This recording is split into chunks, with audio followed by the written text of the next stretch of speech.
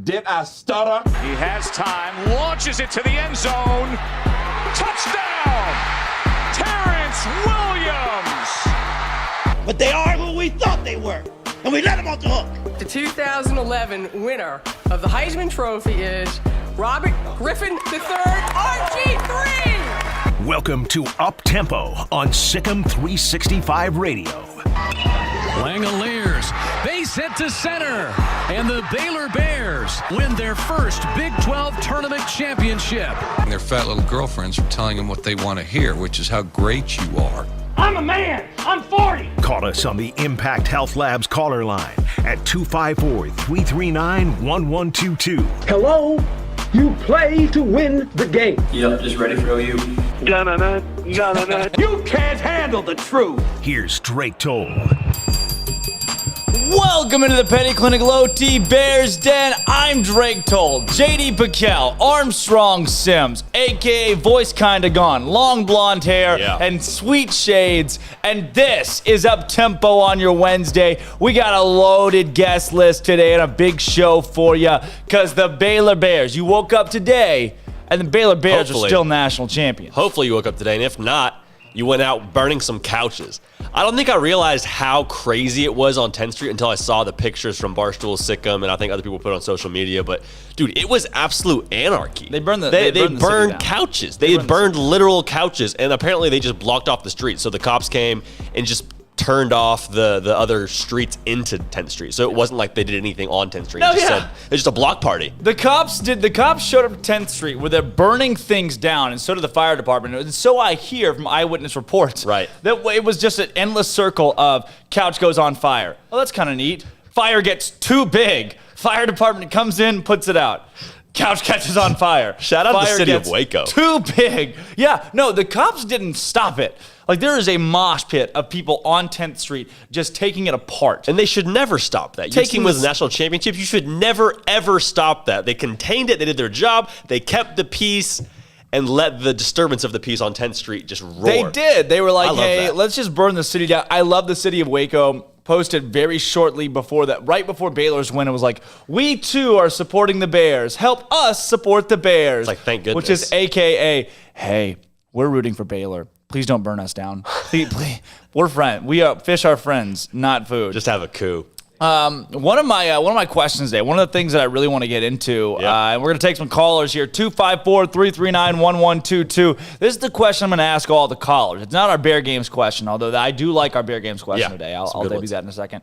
I want to know, has it set in yet? Oh, look at him. Look at him. Well, Armstrong with the drip that is fresh right there. Has it set in yet for you guys that Baylor is the best team in college basketball? They won a national championship. Here's the deal. I have a theory. The magnitude of this, it won't set in for a while. Yeah. You know, like you will not come completely to terms with the magnitude of Baylor's win for a long time. Yeah, I'm going back and forth between it setting in that Baylor is the best team, because for the duration of the season, I was pretty sold that Baylor's the best team. There was a moment in the Elite Eight when Gonzaga absolutely abused USC. I was like, Gonzaga's pretty good. But for the whole season, I was like, Baylor's top dog. Baylor should win the tourney. And then they won the tourney, and they won the Natty by 16. Yeah. That is still very much setting in for me. Like, I'm still struggling with the fact that they took the best team of all time out back, gave them a good old-fashioned spanking on national television. I am still, I agree, because I think back to the USC game and Gonzaga beating the absolute brakes off of USC, and I think, I don't want to play them. Yeah. I would rather not play them. And then here Baylor comes. Not only do they win the game against Gonzaga, they beat the absolute mess out of them. Oh, they absolutely just took them to school and made a statement. Like, thank goodness, I said this yesterday, thank goodness it was Gonzaga and not UCLA. Like, thank you, Jalen Suggs, for calling bank at the buzzer for overtime, because we know we would have gotten so many calls. Oh, they played UCLA. It was an 11 seed. They didn't actually. If they played Gonzaga, like, I think someone called in and said, maybe it was Ashley Hodges said, I think if they played that game 10 times, Baylor wins 5. I don't know about, like, I think Baylor might win 7 or 8 if they play 10 times. Oh, yeah. Jay Billis said 16. 8. Jay Billis was like, 8. Jay Billis thought his dog died the other day when Gonzaga lost. Like, he looked so sad. I know he picked Gonzaga going into the game, but he looked so sad that Baylor beat them by how much they did. Everyone was Like, why? just so high on Gonzaga, and they didn't just beat Gonzaga. They put Mark Patterson in the game with 2 minutes left in the national championship game. And he got Mark a steal. Patterson. He got a steal. My thing is when does Mark Patterson get his 30 for 30? Like, Dude, folks, hopefully soon. Can Soon. we process the fact this man was playing against other students in intramural basketball at the Slick, just dropping 40 pieces at the Slick. Okay, apparently he wasn't even that good in high school. Is that? No, he was a stud. in No, high him school. and his brother, they both played at St. Edward's in Austin prior to coming to Baylor. They transferred, I think, their sophomore year. So, like, guys are freak athlete. They were good They for were sure. good. They're good. they were Also, from Trinity. like, he was playing spike ball in Fountain Mall during quarantine last year. Like, that's what he was doing this time last year. Just out here, just with the KOT bros, bump set spike, whatever it is, man. And now he's got a nice little ring on his finger. Whoa. Mark Platt, he played college basketball? Yeah, St. Edward's at a D. I think it was a D2 in Austin. I didn't realize. He did. So he did. Yeah, Oh, so but he, I didn't he realize played that. college ball. I didn't realize that. So he. Oh my gosh. Him and his played brother. for- Him and his brother both played at St. Edward's, and then just said, "Hey, man, this isn't for us. We want to go, have a better college experience at Baylor," and made the transfer. I think it was their sophomore year Where did he go to high school? I'm pretty sure he went to Trinity Christian I don't know. in Dallas. in Dallas. Okay, Really? I'm pretty sure. yeah, 'cause I think their family's in Dallas now. Well, maybe not. or Then. his brother I is thought now. he was a stud in high school. I'm sure he was good. Yeah, I mean, he got a scholarship. I He can't played college speculate how basketball. good. Yeah, but- that's good. And him and his brother are both freak athletes. Like, they have this thing called the Patterman that they do every single year. It's like a Iron Man. It's a crazy 3-day stretch of like this just ultra competitive swimming, bowling, biking, muscle ups. Like I literally am not doing it justice the way I'm explaining it, but it's basically this 3 days of just pushing yourself to the absolute limit. And him, his brother, and his dad and his older brother all do it with a bunch of their friends, and it's just like this enormous hype train that they all get on. And it's it looks like a lot of fun. I've never been a part of it. It looks like a lot of fun. This tells me Mark Patterson was Max Preps rated number 38 in the state of Texas coming out of high school. No kidding. That's got to be. I'm pretty seeing that good. he was a stud in high school. Dude, You're was seeing he that? just He was a bucket? Yeah. 21 points per game. Were y'all at the game last year where they did a 3-point competition for the students? No. Because Mark Patterson. Freeman. Mark Patterson. Is that who won it? Reagan Freeman won, and he played with Mark Patterson at TCA. Oh, okay. Really? Because Mark Patterson goes out there in a Luka Doncic jersey and is getting chirped by Nate Helgenkamp from Harris Creek. Yeah. He's emceeing it, saying, "Is this the best Baylor has to offer?" Meanwhile, Mark Patterson, unbeknownst to us, is about to be a national champion in a year's time. And he's in Luka Doncic jersey just putting up shots in the Farrell Center at halftime of a Texas Tech game. It was hysterical to look back at that now. But That was because yeah. that was the intramural 3-point competition. I think it was like the school-wide one. So it was like, hey, students come out, open tryouts. I don't know if you paid to be a part of it, but they went out and did like a preliminary one in the Slick. Winners played at Farrell. Okay. Garland Bear's got a he good lost point. that one, too. St. Edward's, he only averaged like 2.3 points. It's a freshman. So he was like, He's a oh freshman. yeah. And then he transfers to Baylor, and then lo and flip and behold, that I want it. I want the Mark Patterson 30 for 30. Yeah. You go from a KOT intramural team playing against other random Baylor students to being in the Final Four, in the game, scoring, and then having a stat, literally any stat in the national championship. Yes, he's on the stat sheet for the national title game. And not only that, he was like ready to start working. He had graduated, had come to terms with like, hey, I'm probably going to go start making some residual income. I think he was going to work for his father, who has a pretty successful business, from what I understand, in Dallas. And then it was like a few days after graduation, in a matter of 4 days, gets accepted into the graduate program, has a spot at Baylor, like all these things that just came together. I mean, that in itself is God's footprint, God's thumbprint, all the prints on Mark Patterson's life, let alone his basketball career. Okay, so like recent games for Mark Patterson, oh my gosh, he didn't ever play against Kansas. He didn't ever play against. He got into one Texas Tech game. Never played against Texas. Like, there is a solid list of probably 5 or 6 West Virginia, Big 12 schools, Oklahoma State, that he never played against. Yeah. Mark Patterson played against Gonzaga. Yeah. In the national championship. If you want perspective on Gonzaga, And had a bucket in the Final Four. Had a bucket in the Final Four. That's He's on unbelievable. scholarship. Guy's on scholarship now. Bear Games question of the day today, and our lineup today. I love our lineup today. So we got obviously open phone lines now. Grayson Grundaver joins us at 11:30 for an early big board today. Jonathan Chama-Chachua joins the show at 12:05 to talk about his season. Bryce Drew from GCU joins to talk about Scott's title and Baylor. Jason King at 105. Paul Biancardi. Coach Biancardi joins us at 1:30 to talk about the Baylor National Championship that he didn't necessarily see coming. Most national experts didn't. So ESPN's Paul Biancardi is going to talk to us about Davion Mitchell, who has declared for the NBA draft. That's one down. One more, and I got some Monopoly dollars. Plus 400 odds. I put $5 on it. Yeah. So we'll see how those go. We'll see how that goes. Vital's also outie. Vital is out. Yep. Yeah. Macio's out as well. So you 3 out of 5 starters for sure done. No shot Jared Butler comes back. What are the odds of he hasn't announced it the day? You would think they'd announce it together. Most they win it, they came back together. Yeah. Why don't they go out together? I was saying minus 400 he leaves. I think you were saying plus 400 he stays. That's where we got in the mix up. Okay. But that probably goes up now, huh? It's probably plus 1,000 at this point. You really think for Butler? For Jared Butler to come back? No, I think it's still probably like plus 4, plus 500. Really? He did a whole... See, my thing is if you do a whole video like, hey, I'm going to come back, like you do a whole video announcement on Twitter, that's probably like... Because he did that a year ago after already declaring for the NBA draft. I'm coming back. Can you do that? I'm coming back again. Yeah. I hope he does. That'd be awesome. He might. We got Steven from Virginia on the Impact Health Labs caller line. I think it's still possible. Steven, it is Wednesday, the first Wednesday in which Baylor is the national champions, and Davion Mitchell's gone. Bye-bye. Brian Etheridge. I'm really happy for Davion Mitchell. This is a celebration day for all of us. Shut up. Davion came to our program and set out certain goals, and he achieved them. And there should not be a single fan upset that he did what was right for him and his family today. I hope that can be stated. Davion came here and, was arguably one of the best 5 players in the history of the school and had arguably one of the best 5 seasons any player from this school has ever had, including maybe the best beginning-to-end tournament performance of any Bear.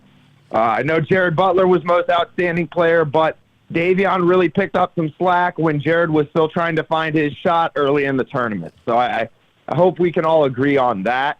And that is going to be, I assume, the highest Baylor player ever drafted. I think Taurean Prince went in the lottery, if I remember. I think he either went 9 or 13.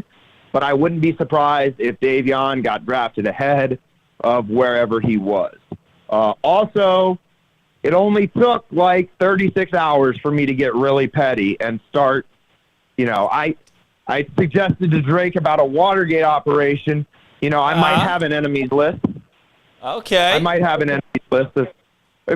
People might be receiving, some that's national champion Steven to you and various other messages. I texted my ex-wife and I said who made fun of my gold sweatpants on social media to her other friends, and I said, those gold sweatpants look real good right now, don't they? And I assume she's blocked me because I haven't received a response. Oh, no.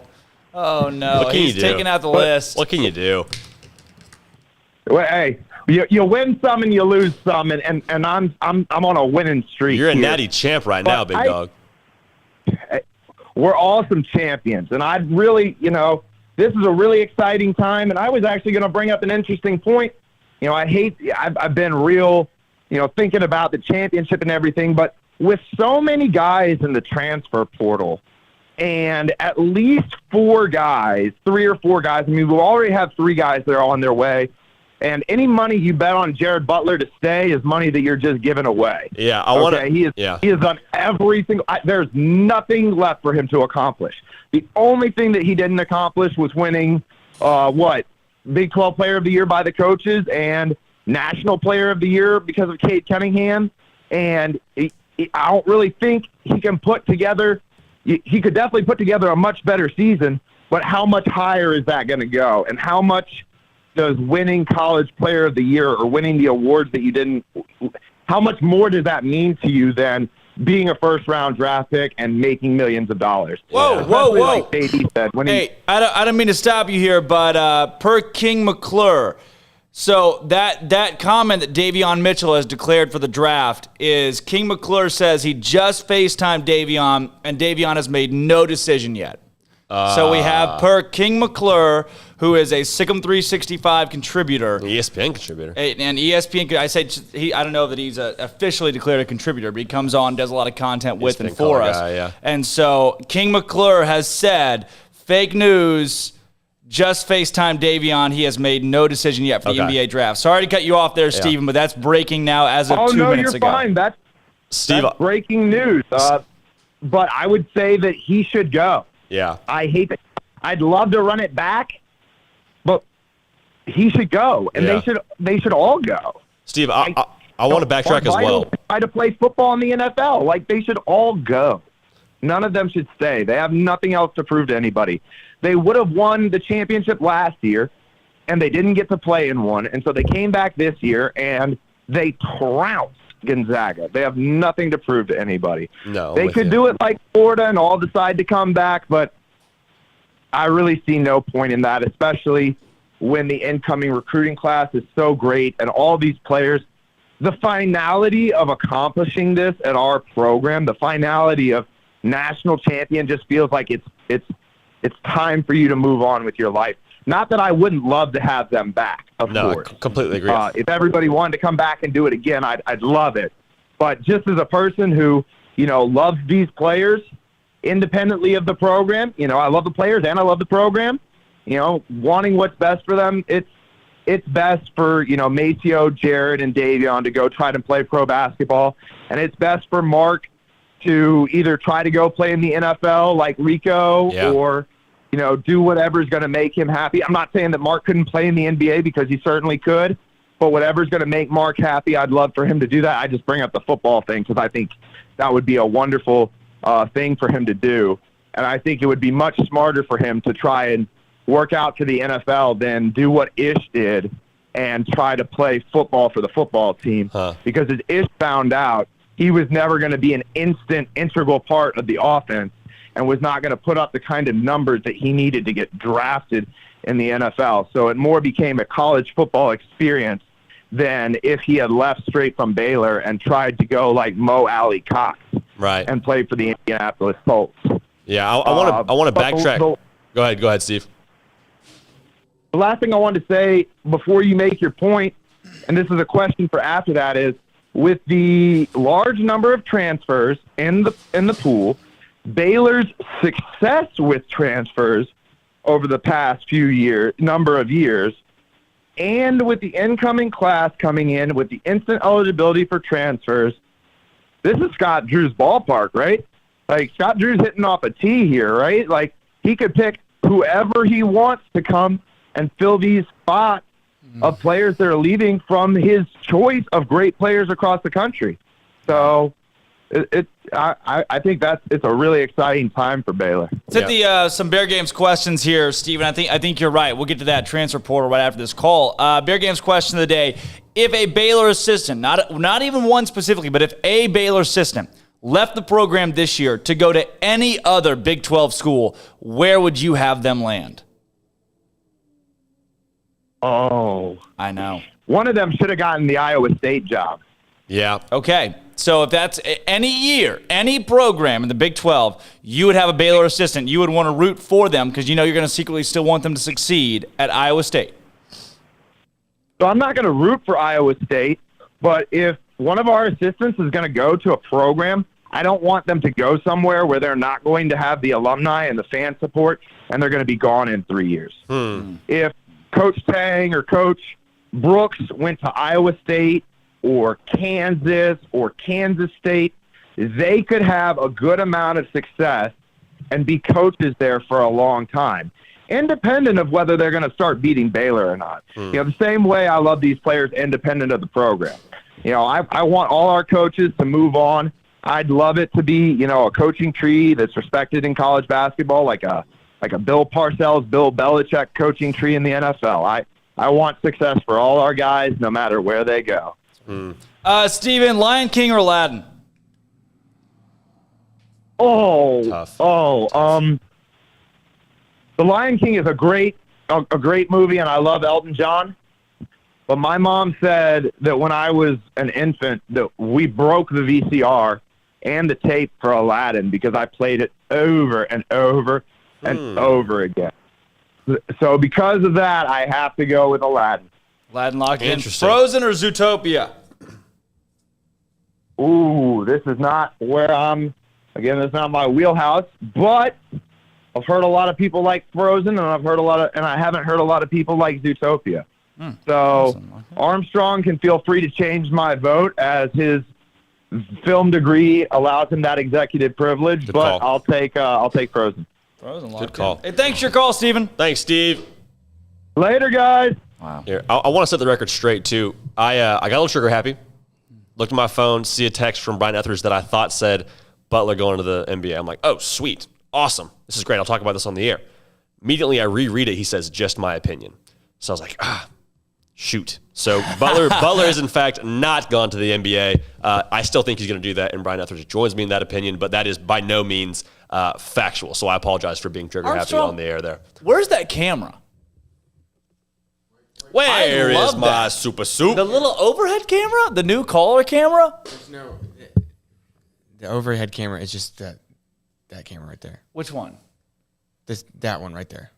Whoa. The silver one, the normal one that's usually zoomed on you. We need that. Are we shorter for forever? Did we shrink? I love that. It looks overhead. To win now, right? Like a couple years ago. Yeah. Like, if you're Baylor right now, do you need to do that with your recruiting class, with Matthew Meyer ideally taking the next step next season to be the guy on offense? Like, I don't think there's really a need to go into the transfer portal. I think if he has a guy that he wants or that he sees that's going to be an instant, success, yeah, go for it. Let's add whoever's going to be able to be a contributor. But right now, I think the culture is something that I would really, really protect if I'm Scott Drew, because culture is what wins you championships. I think that's interesting when you're bringing an outsider. Very, very tough to do. Very selective. Got to be very selective. We got G-Dub on the Impact Health Labs car line. G-Dub, what's going on, man? What's up, guys? Hey, yeah, I was going to come on here and give congrats to Davion about declaring, but since y'all just broke that with King. Yeah, can't really do that anymore. He's gonna go. Yeah, but still, he's got to go get his money. I mean, him and Jared, they've done everything for the university, for the program, for Scott Drew. I just don't see it. I like Steven said, I want them to come back, but that'd be selfish of me. Like that'd be selfish of us as a fan base. Yeah, I agree. I agree. They put everything into this program. They've paid their dues. As for the transfer portal, I wouldn't mind if you go get if maybe there's like a 7-foot center that from any or not a 7-foot center, but a taller center that maybe like a freshman or a sophomore, and he can come in, and I'm not saying he can start, but he can come off the bench if you need to go with a big lineup. You have some depth? I think you need some guard depth. Really? Because you're assuming you lose Maceo, Jared, and Davion. You're losing Jared and Davion, I would say, and you are losing Maceo. I mean, he's a senior, and he's probably not going to come back. Yeah, yeah. You've got Flagler. You've got Flagler. You've got Meyer, and that's height. Yeah. You've got Chamachachua and Flo Thamba. I mean, what guard? You need guard depth. Yeah. Yeah. Yeah. Dane Danger. You have Dane Danger, too. Zach Loveday. Zach Loveday. If I had to make a wish for someone to go get in the transfer portal, I want Jordan McCabe. Jordan McCabe is cool to watch, man. I love Jordan McCabe. Mac McClung. Give me Mac McClung. Is he in the transfer portal? No. Might be. He could be. I thought he's going to the NBA draft, I would assume. Hey, G-Dub, we got another segment coming up here really quick with Grayson at 11:30. And then, hey, T-Rex, I see you on there, but I don't want to leave you waiting forever. I don't want to tease you. T-Rex, call us back in if you can around 12:20. We got Jonathan Chamwa-Chachwa, then we'll pick you up after that. Sorry about that. We're moving around a bit today. G-Dub, if one Baylor assistant had to go be a head coach at another Big 12 school, obviously you're going to secretly root for them. They're in Scott Drew coaching tree. But where would you want them to go? Oklahoma. Okay.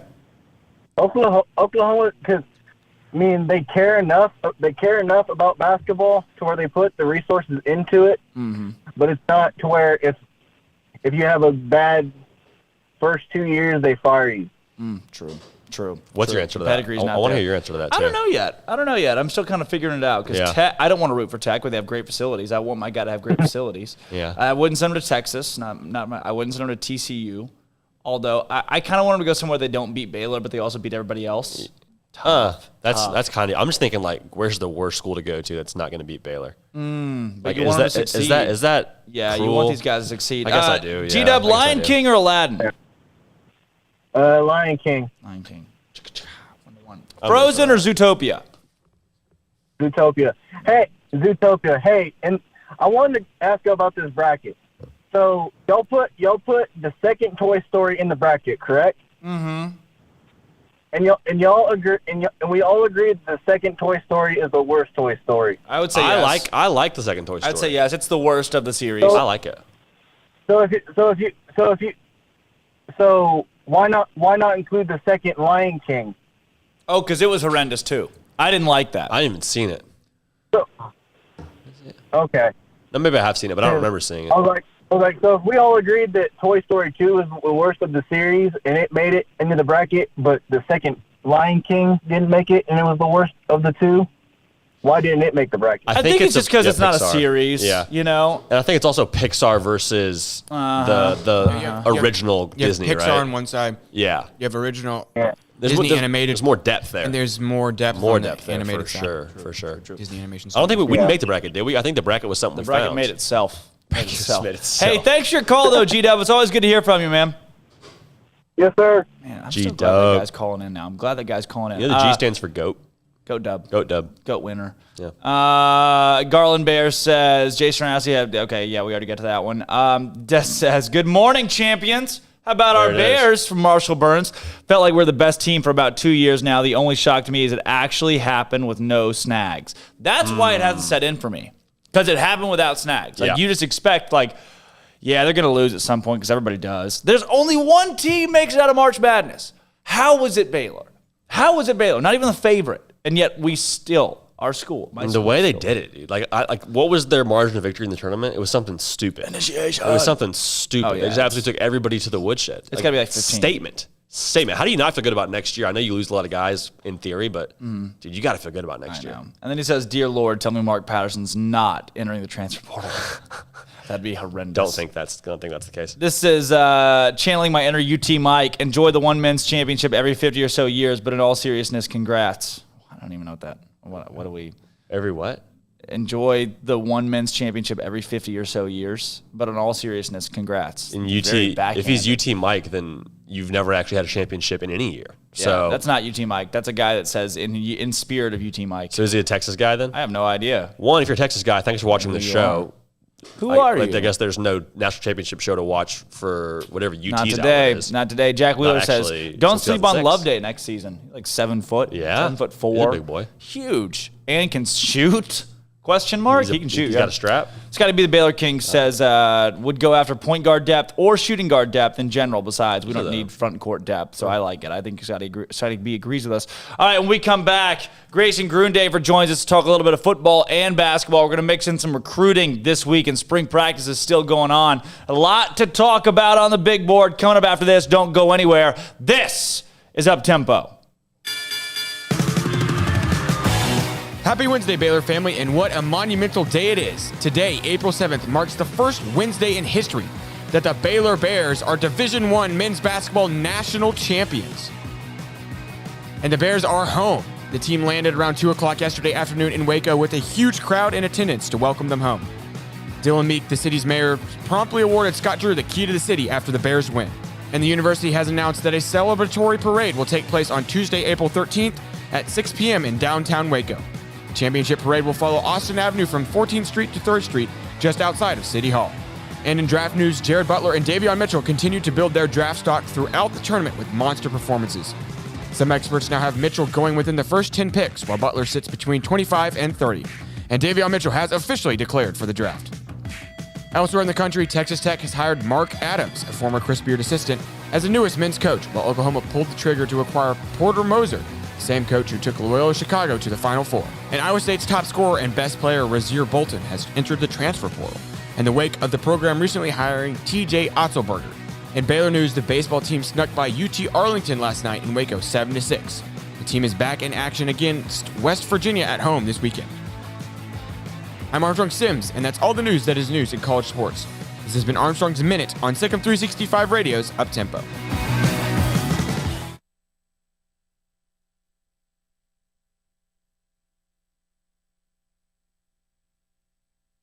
With your Ram truck from Allen Samuels, you may not have to plow through snow and mud or pull heavy loads, but you could. During the Big Finish year-end event, you get a Ram deal like no other. Employee pricing for all, 0% for 84 and no payments for 90 days. Ram 1500 Lone Star for Christmas. No other truck comes close. And ask about Big Finish pricing on Ram Heavy Duty and Ram ProMaster for your business. Happy holidays from Allen Samuels. How did Edward Jones become one of the biggest financial service companies in the world? By not acting that way. Financial strategies, one-on-one advice, it's a big difference. And that's why Brad Wilson, your Edward Jones financial advisor, makes sense of investing. Experience the difference for yourself. Brad Wilson, 250 Sharon Drive in Woodway, 254-776-4337. Edward Jones, member SIPC. At Ideal MRI, we feel blessed to be a part of the Waco community. We're a small family business right here in Central Texas, and our goal is to bring down the cost of healthcare while maintaining high quality. At times like this, the cost of healthcare has never been more important, and unfortunately, significant illnesses and injuries still occur. That's why Ideal MRI is open and here to serve you through the difficult time. We offer premium MRIs just like a hospital with state-of-the-art technology and specialists, but you'll pay less.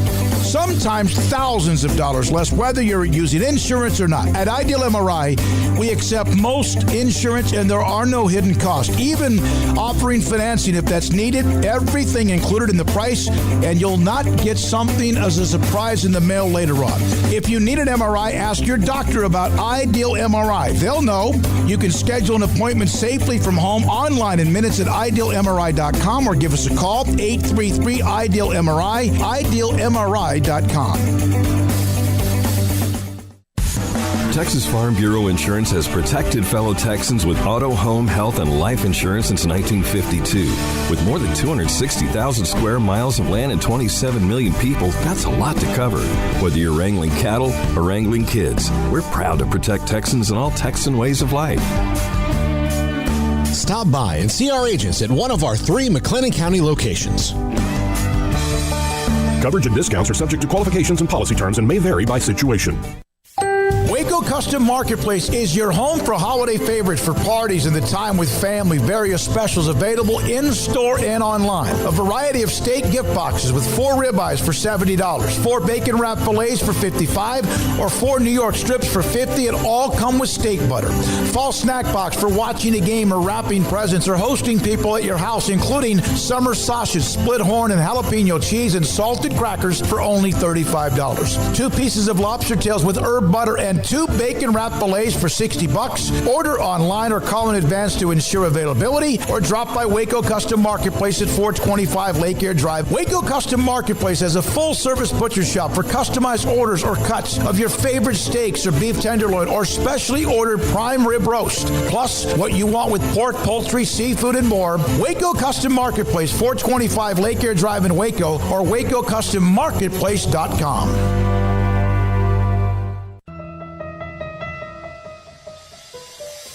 Welcome back to Up Tempo on SicEm365 Radio.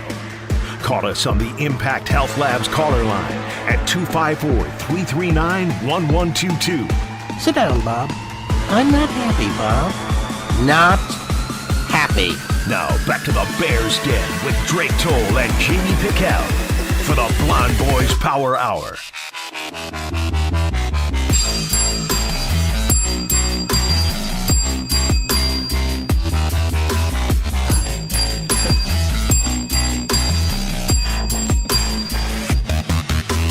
Welcome back in the Petty Clinic Low T Bears Den.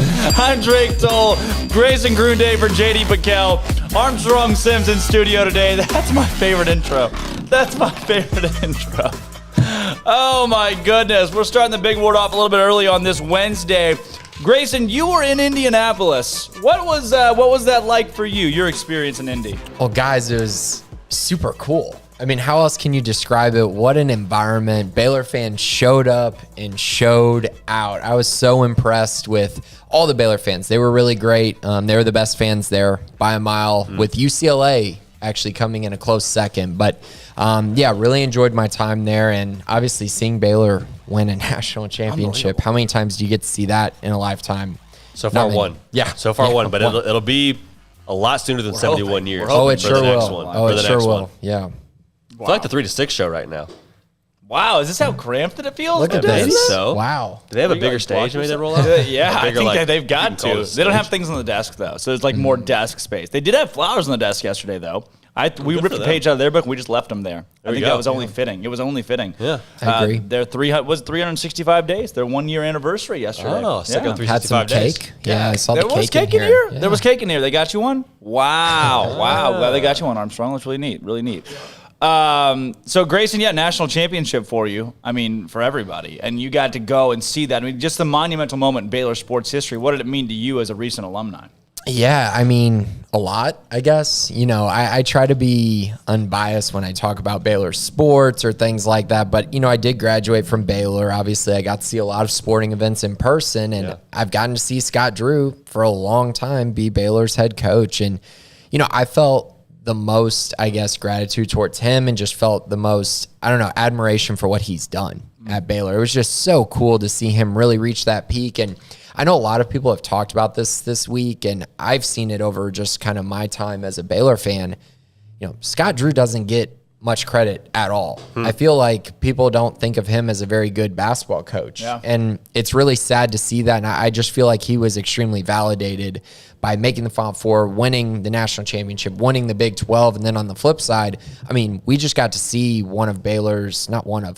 most historic Baylor team ever, with guys like Davion Mitchell, Jared Butler. I posted a tweet. I think Jared Butler is the greatest Baylor basketball player of all time. Really? I think he submitted his claim to that. I know people will say, well, what about Davion? But it's a career thing. Yeah. And Jared Butler's career has been amazing, and it was capped off by being the best player on the court in the national championship game, and that's what he was. Did you get emotional?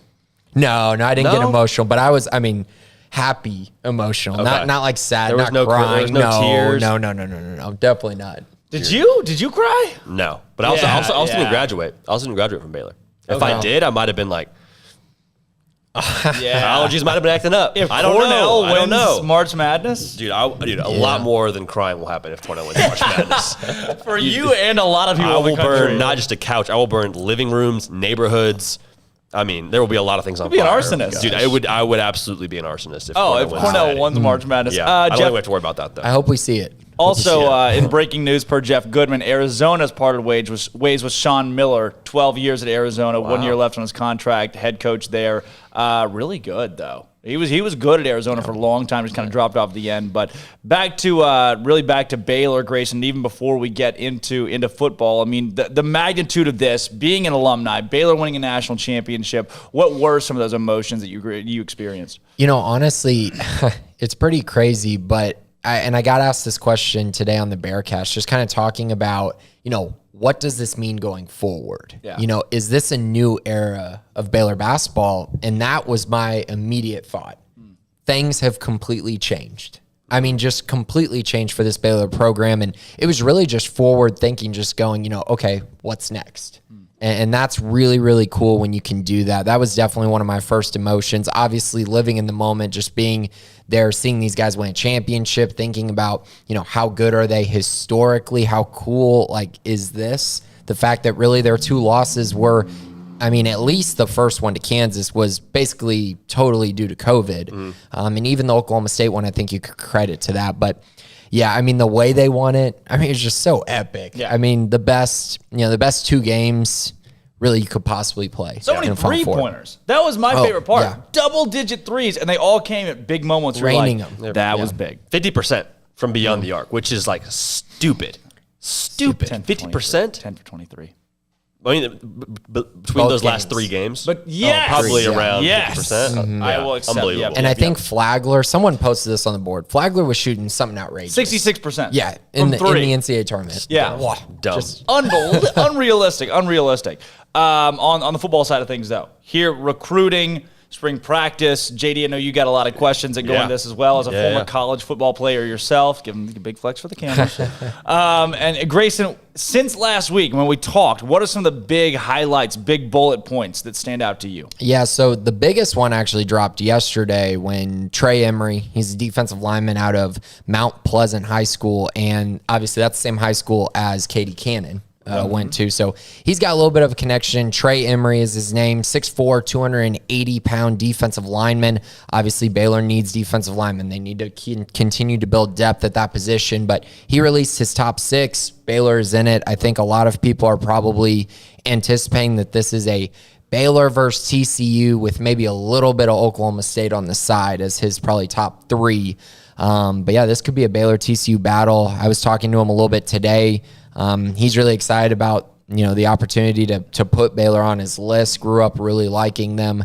And he's got his official visit date set. He'll be at Baylor the 18th through the 20th in June, which is the first day. Baylor, of course, has 2 official visit days, and those days are filling up pretty quickly. So it's going to be interesting to see how things progress moving forward. And then the other note that I got this week is a pretty big one. Derek Brown out of Texas High School, jack linebacker type is what I think he'll figure into if he were to come to Baylor. That would probably be where he would figure in. But he will be taking an official visit to Baylor, which is a huge deal. He has not released anything yet, but he will be taking an official visit. 4-star kid, has 20-plus offers. Really, really solid athlete and a guy who I think would bring huge recruiting momentum to Baylor and obviously a very special talent if he were to end up with the Bears. There you go, Derek. Yeah. All right, Derek. Wow. Bring it on. Man, I just want to talk about spring practice because I think recruiting is something that obviously is your bread and butter, but now that we're in the meat and potatoes of spring football season, there's so much buzz around the quarterback room. How real is the possibility that Kyron Jones is the guy who starts day one? Like, is that just reaching? So to me, and Drake and I talked about this as well. I think it's reaching. Okay. I don't see it happening at this point. I actually think if it does happen, I don't want to say it's a bad sign because obviously if Kyron goes out and balls out and he's just a generational talent, that's different. But I think he's a little behind the top 3. The group of 3. So I don't even think he'll be the backup. I do think that he will redshirt this year. And it's not really because of his physical gifts, his talent. You can see it. It oozes out of him. But he's got to learn how to be a college quarterback. Mm-hmm. It's the other things, the learning the playbook quickly, picking up things quickly, reading a defense quickly. Mm-hmm. All of those things, it just takes time and repetitions, and that's where I think the other 3 guys are at an advantage right now. It should give a guy like Gary Bohannon the biggest advantage, but Jacob Zeno, Blake Shapen have proven that they have the talent to win that job as well.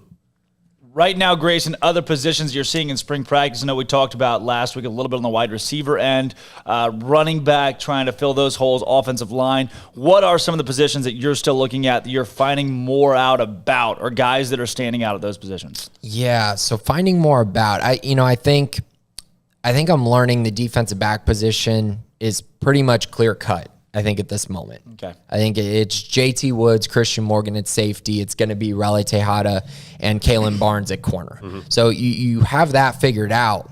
But the part that is really tricky to figure out is who in the world are those guys' backups?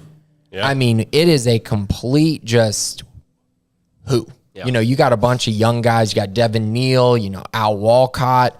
I know, I believe it was Ron Roberts talked about how they might be moving cornerbacks to safety to try to build some depth there. Good. That position, just the depth there is something that we really need to pay attention to. Yeah. Because you have to have depth at every position. We've seen it every year. We saw it with the linebacker position, the ability to go from Terrell Bernard and have a guy like Abram Smith behind him, how big that was just to keep Baylor competitive. Yeah. It was huge. So that's definitely a position I'm looking at. Wide receiver is a complete just battle, I think. I think the 2 deep there is going to be very, very good. But the difference between, who's going to be the starters? Yeah. Who are going to be the guys that really take that step? Good news is there's depth there. And seeing Drew Estrada in person, he's as advertised. Okay, that was my next question. What's the buzz around him right now? A guy who was kind of the signing day surprise for Baylor. Yeah, he He's special. Torched us, by the way. Torched us, for sure. He's special, and I think he's going to make a huge impact, mainly in the slot. But don't be fooled. Everyone asks me, is he Wes Welker? Is he this and that? Guys, he's 6 foot. Yeah. He's legit 6 foot. He's not 5'8", going out there running just nasty shuttle times. He's a 6 foot receiver, can play outside, can play inside, can even give you things in the backfield as far as jet sweeps and things like that. And also in the return game. He can definitely be a factor there along with, probably Treston Ebner. But, I've been impressed. I mentioned one specific instance. I saw them running routes. They were running slants and they were running out routes. And his cut on the out routes, he was actually running next to Jackson Gleason. I swear, when he came out of his route, he was probably a full yard ahead of where Jackson Gleason was coming out of his route, just because his shuttle, you can tell, is going to be very impressive. He's probably going to run. I mean, there's a chance he runs a sub-4. Really? Wow. Shuttle, which is, I mean, it was that impressive. I'm sure he'll be below 4.1, but yeah, very impressed by him. I do think he'll be a starter in the slot for this team, with most likely RJ Sneed and Tyquan Thornton on the outside, with Jalen Ellis being right there knocking on the door. Yeah. Elsewhere in spring practice, Grayson, and what you've seen across the board, where is the position group that maybe not most confident in, but that has surprised you the most, that you say, all right, this group looks like they're ready to play Division I college basketball at the Power 5 level? Yeah, so it actually happened this past week. I went out, watching practice, and I happened to be stuck next to Joey McGuire. And I was just standing there, and why not? Why not? Listen to Joey. That's always fun. Good place to be stuck. Oh, yeah, exactly. And I just hadn't been around the group in a while. But Jack linebacker position, it's only one guy. One guy's going to be the starter there. One guy's going to get majority of the reps, if not all the reps. Last year, William Bradley King was that guy, but I don't think he really played the position the way that they want it to be played, if that makes sense. He was more of listen, he's the best pass rusher on this team. We're going to get him in there. He's going to go after the quarterback. I think they want more out of that position. And so you got guys like Ashton Logan. You got guys like Bryson Jackson, Will Garner, Tony Nyanwu. And, it's going to be a great battle there. Those guys are all huge and look like they're going to be really physical and just athletic freaks. Yeah. Victor Obi as well. Don't forget about him. He's going to be another great one to follow. And then the reason why I really want to bring this position up is because I also saw Tyrone Brown wearing a red jersey. Yeah. Not the true freshman Tyrone Brown, the 2019 recruit Tyrone Brown. 6'4", 235. And he was the biggest one at the position. I was shocked when I saw him. And I think as he gets healthy, he could be a huge contributor. But overall, I think that position has a whole lot of upside. I'm really intrigued by it. And Dave Rand's done a great job with that position in his career. So I'm hoping one or two really take that next step. And how versatile are they going to ask that Jack position to be? Are they going to ask him to drop back? Because you talk about Tyrone Brown. Guy was a safety when he showed up on campus. Yeah, he was a safety, and that's what makes him super intriguing, right? Because he does have that ability to drop into coverage. I just think, they did play William Bradley King at true defensive end at times and would bring in Ashton Logan, but I think they're just going to ask more of the position as far as dropping into coverage. I think they really want that position to be more versatile than it really was last year. And yeah, I think Tyrone Brown's a guy who's going to be a big factor there. I know, Tony Nyanwu came in as potentially a middle linebacker guy, so he can move really well. Victor Obi's just an athletic freak. So yeah, I do think Bryson Jackson was a linebacker as well, a true linebacker. I even started, I think, a little bit at safety when he was in high school. So tweener. Yeah, exactly. So that's what they're looking for there, and I think they have the guys to really get it done, and I'm hoping to see Joey really take that position to another level. So we've showed the homerisms, and we talked about the great areas in which Baylor's looked good so far, positions that have surprised and impressed you. But I got to know, Grayson, where right now that you're looking at objectively, you say, all right, this needs work. Got to hit the transfer portal. There's got to be either change or some improvement before next season starts. I mean, guys, I hate doing it, but it's it's offensive line. Yeah. Yep. It's offensive line. Yeah. They have got to find 5 guys who are really good. How many do they have right now in your mind? Oh man, that's so tough. You don't have to name names. We're not in that business here. Yeah, you don't have to call them out as the only good ones, and the rest are bad. We'll do jersey numbers. I just kidding. I think they have three guys that I feel like are very much Big 12 quality starters and beyond just a starter. Like, I think they're really pretty good players. You know, that starts with Connor Galvin. Of course, he's been the star for a long time. I think he's going to have a big year. I really do. He's changed his body. He just looks more athletic. There's something about him this offseason that I think Baylor fans are going to see the best of Connor Galvin this next season. Outside of that, I mean, guys gotta step up. I know Grant Miller was a big addition out of Vanderbilt. I think he's going to be a pretty steadying force, most likely at center. I think that's where he's going to play. I know he's played some guard, but I think he'll be the starting center. So I feel really good about those two. Outside of that, you know, it might just be two, to be honest. Those two I feel really good about. But the other guys, it's like, you know, I need to see Xavier Newman take a step up. I really do. And I need proof on the field. Like, me watching him in practice, not going to be enough for me. What is he going to be? Is he a center? Is he a guard? I mean, where does he figure in? So I think he's going to be, oh, man, and he's been there for so long, it's hard to say, oh, he won't be a starter. Right. Like, it's really hard for me to even conceive the possibility they won't be. So I guess right now I'll say that he'll probably be the starting guard, probably right guard, probably, with him also being the backup center. I think he'll have both of those roles. The issue for him is he's going to have to beat out Mose Jeffrey, and he's going to have to beat out Khalil Keith. Are they having good springs, Mose and Khalil? Yeah. Better than they've had. I mean, Mose had a good year last year, but he's young. And Khalil it took time, guys. It took time for Khalil to really figure out, you know, college football. And they're going to need him. I mean, you watch him physically, he's a freak. I mean, he can run people over. The issue is he's got to be consistent. He's got to get better in pass protection. Mose is the other one. Then the other guy that I'm interested in to see where he figures in is Casey Phillips. Because I see talent from him. I really do. I could see him being a starter, just probably not a tackle. I think he's more of a guard. I really do at this point in his career. That's just kind of where I see him fitting in. And then finally, I also want to mention Elijah Ellis because he's actually been another guy that's intrigued me the most on the offensive line. Young guy, raw prospect coming in, but man, physically gifted. Just looks like you see him, you go NFL player. Yeah. Seriously, you go NFL player. So if they can get him to that level, they could have a really, really nice right tackle or at least a very nice backup tackle this year with the high upside moving forward.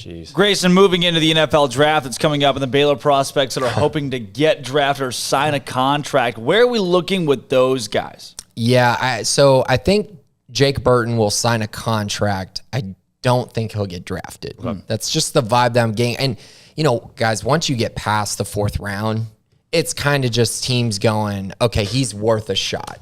Exactly. Flip a coin. Let's see. I got 3 offensive linemen. Flip a coin for all 3 of them. We'll just take whoever it lands on. So, I think he'll get a contract. The other one is William Bradley King. So I think he's the main one that we need to talk about as far as potentially getting drafted. I think he's probably going to be the only one. So I think he's a 4th round pick. Okay. I do. And I think his testing times bear that out. You know, that 4.790 he ran at the pro day, measured well. Wingspan was a +5, I believe, of his height, which is a big deal when you get to the pros. You got to have the arm length because you got to be able to get off blocks. And so, you know, short arm length usually means you're probably not a pro. So was happy to see that athletically tested, like I said, really well. I think he's going to have to find a good fit, though. I think he's going to need a 4-man front. Interesting. In the pros, even though, he played in a 3-man front at Baylor, but I think he needs a 4-man front, and he needs to be a true defensive end. At 252 pounds, probably going to need to get up to maybe 260, kind of that Von Miller range. Interesting. Okay. I just think that's going to be a better fit for him, and I think he could do it. I mean, 15 sacks, I believe, or right around that over the last 2 years. NFL likes production. NFL likes athleticism. That's what he's got. And a guy who I think COVID probably did the most disservice to in the year before his draft was Chris Platt. I don't know if he gets drafted before, but nobody even was, from what I understand. I mean, he wasn't in the camp from what I understand. So him being at the pro day, where do you see him as far as his NFL future with getting onto a team? Because a guy can move. Like, guy is an athlete, but where do you see his future? Yeah. Oh, man. He's a tough one, guys, because I just don't see him as a pro. And you know, athletically he is. The speed is all there, but he just never really thrived to me in the contested catch realm, the route running realm. It was really just deep balls for him. And, if a guy like KD Cannon can't make it in the league, I mean, for other reasons, then it makes it hard for me to believe that Chris could. But, special teams are becoming a bigger deal. If he could thrive there, which we know Rule emphasized and we know previous coaches emphasized, maybe that could help him. But, yeah, maybe a contract, but I think it's going to be tough for him to stick. I'm pulling for him. Yeah, me too. All right, Grayson. Have we missed anything? What are the big key points or notes you have that we've missed or overlooked so far before we get into our green and blank game? Oh, yeah. Well, I think for just to keep on the radar, that the official visit weekends, right? June 18th, June 25th, those are huge. I mean, those are a big deal. Baylor was able to secure 2 dates in the month of June, which every school, I don't know if y'all have noticed this, every school was trying to get a date at the very beginning of June. Interesting. Every school wanted official visit dates immediately. I mean, I think A&M set one up like a month before the dead period was even announced that it would probably end.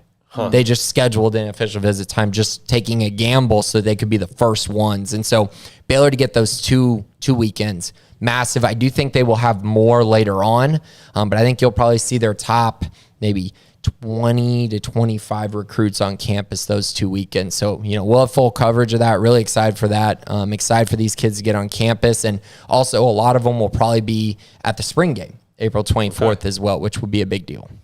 Rock and roll. All right. Well, it's that time, as always, end of the top of the hour on Wednesdays, green and blank game. Armstrong, do you have the music? So, guys, I was up hours. I haven't slept since last night just thinking green and blank. What am I going to say to these guys? And I said, I'm just going to go ahead and make it up on the spot. So the first word is blue. First word is blue. I got it. For green and blank. Hey, do you know how this works? Don't I say anything that goes with it? Yeah, anything whatever comes to your mind. Not an opposite. It's not. It wouldn't be like blue and red. It'd be like, I don't want to give that example. So if I said green, it'd be green, and I would say and gold. You can say blue. We would say water. Blue water. Oh. Okay. Yeah. Now, that's shoot. That's not what I'm going. What am I going to say now? That's what I'm going with. Okay. Something else. Blue. Blue's the word. Blue is the word. I got mine. Set. All right. The word I had was light. Blue light. Blue light was my word. Okay. Blue sky. Blue sky. Blue's Clues. Blue. That's Clues. I had Blues. the Clues. Yeah. I love it. The Clues. The Clues. Oh, I love it, John. The next word, which again I was up all night thinking about this, is tree. Oh, that's easy. That's easy. How do you know it's easy? It might be something very obscure. Okay, I got mine. Got mine. Okay, I guess I have mine. Okay. Trunk. Tree trunk. Tree house. Oh, tree branch. Tree fall. What? Tree fall? Tree fall. You came to the table with tree fall? Oh, my mind literally went blank. The goal. I like it. Green and blank. It was my grand. All right, yeah. what's the next word? I'm excited about this word. Next one is going to be sun.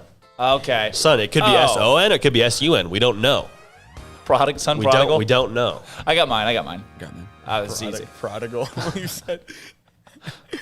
Got it? Sure. Okay. Word was sunshine. Oh. I had sunflower. Sunflower. I just did in reverse. I did Homer's son. Oh. Which is Scott. Oh. Oh my God. And, in Japan, that's what they would say. That's all that's on my mind, It's like guys. Homer's son. That was worse than Armstrong with tree fall. Well, no. I'm forward thinking. I stand behind tree fall. thinking. I stand behind I tree stand fall. behind That was Homer's atrocious. son. All right, what's Scott the next Drew. word? Stand Where's the behind music? tree The fall. music. Next word is, and so the strategy in this game is I look around to see what are potential things that could be associated. We're going to go arm. Oh my God. Well, this is easy. I got mine. You can't say that. You can't say that. I'm reading your mind right now. Should I say it on 1, 3, Okay. Whoa. 2, Fine. 1. Strong. Armstrong. Okay, Oh all right. my God. Armstrong, were you going to say I yourself? thought I couldn't say it. Yeah, I that's know all I you're not thought of. supposed to be. That's Okay. so unfair. I want to throw mine in here with Yeah. I want to throw camera in. Camera. Okay. There's a story behind why I'm doing camera. Camera. Okay. Camera. I got one. Okay.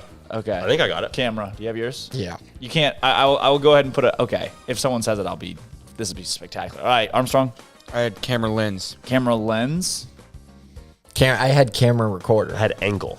Camera angle. So that's if good. someone would have said "oon," I would have lost it. Cameroon. That would have That's been funny. so That's good. That would have been a winner. Cameroon. Like Cameroon? Oh, Cameroon. Cameroon. The reason I say that is because in French, said the first camera. Cameroon. And now you're saying "oon," so it's camera. It's one camera. Yeah, it's the "oon" camera. The reason I say that is because our Chili's waitress last night, I'm at Chili's, free pub. Nice. And she brings the little menu where you like scan it, and she was like, "Here, you can scan this menu with your camera phone." I haven't heard it referenced as a camera phone in probably 10 years. Isn't that just every phone that exists now is a camera phone? Probably. What phone she had? Okay, new Camera word. phone. True. Smart. Yeah, Grayson knows where I'm going with Yeah, this I do. one. This is the last one, too. All right, I got mine. Okay. Okay, I got mine. Okay, Armstrong? I got mine. All right. Smarties. Smart ease. So your word is ease? Ease, yeah. JD? Comma Kirby. Okay, and then Grayson's?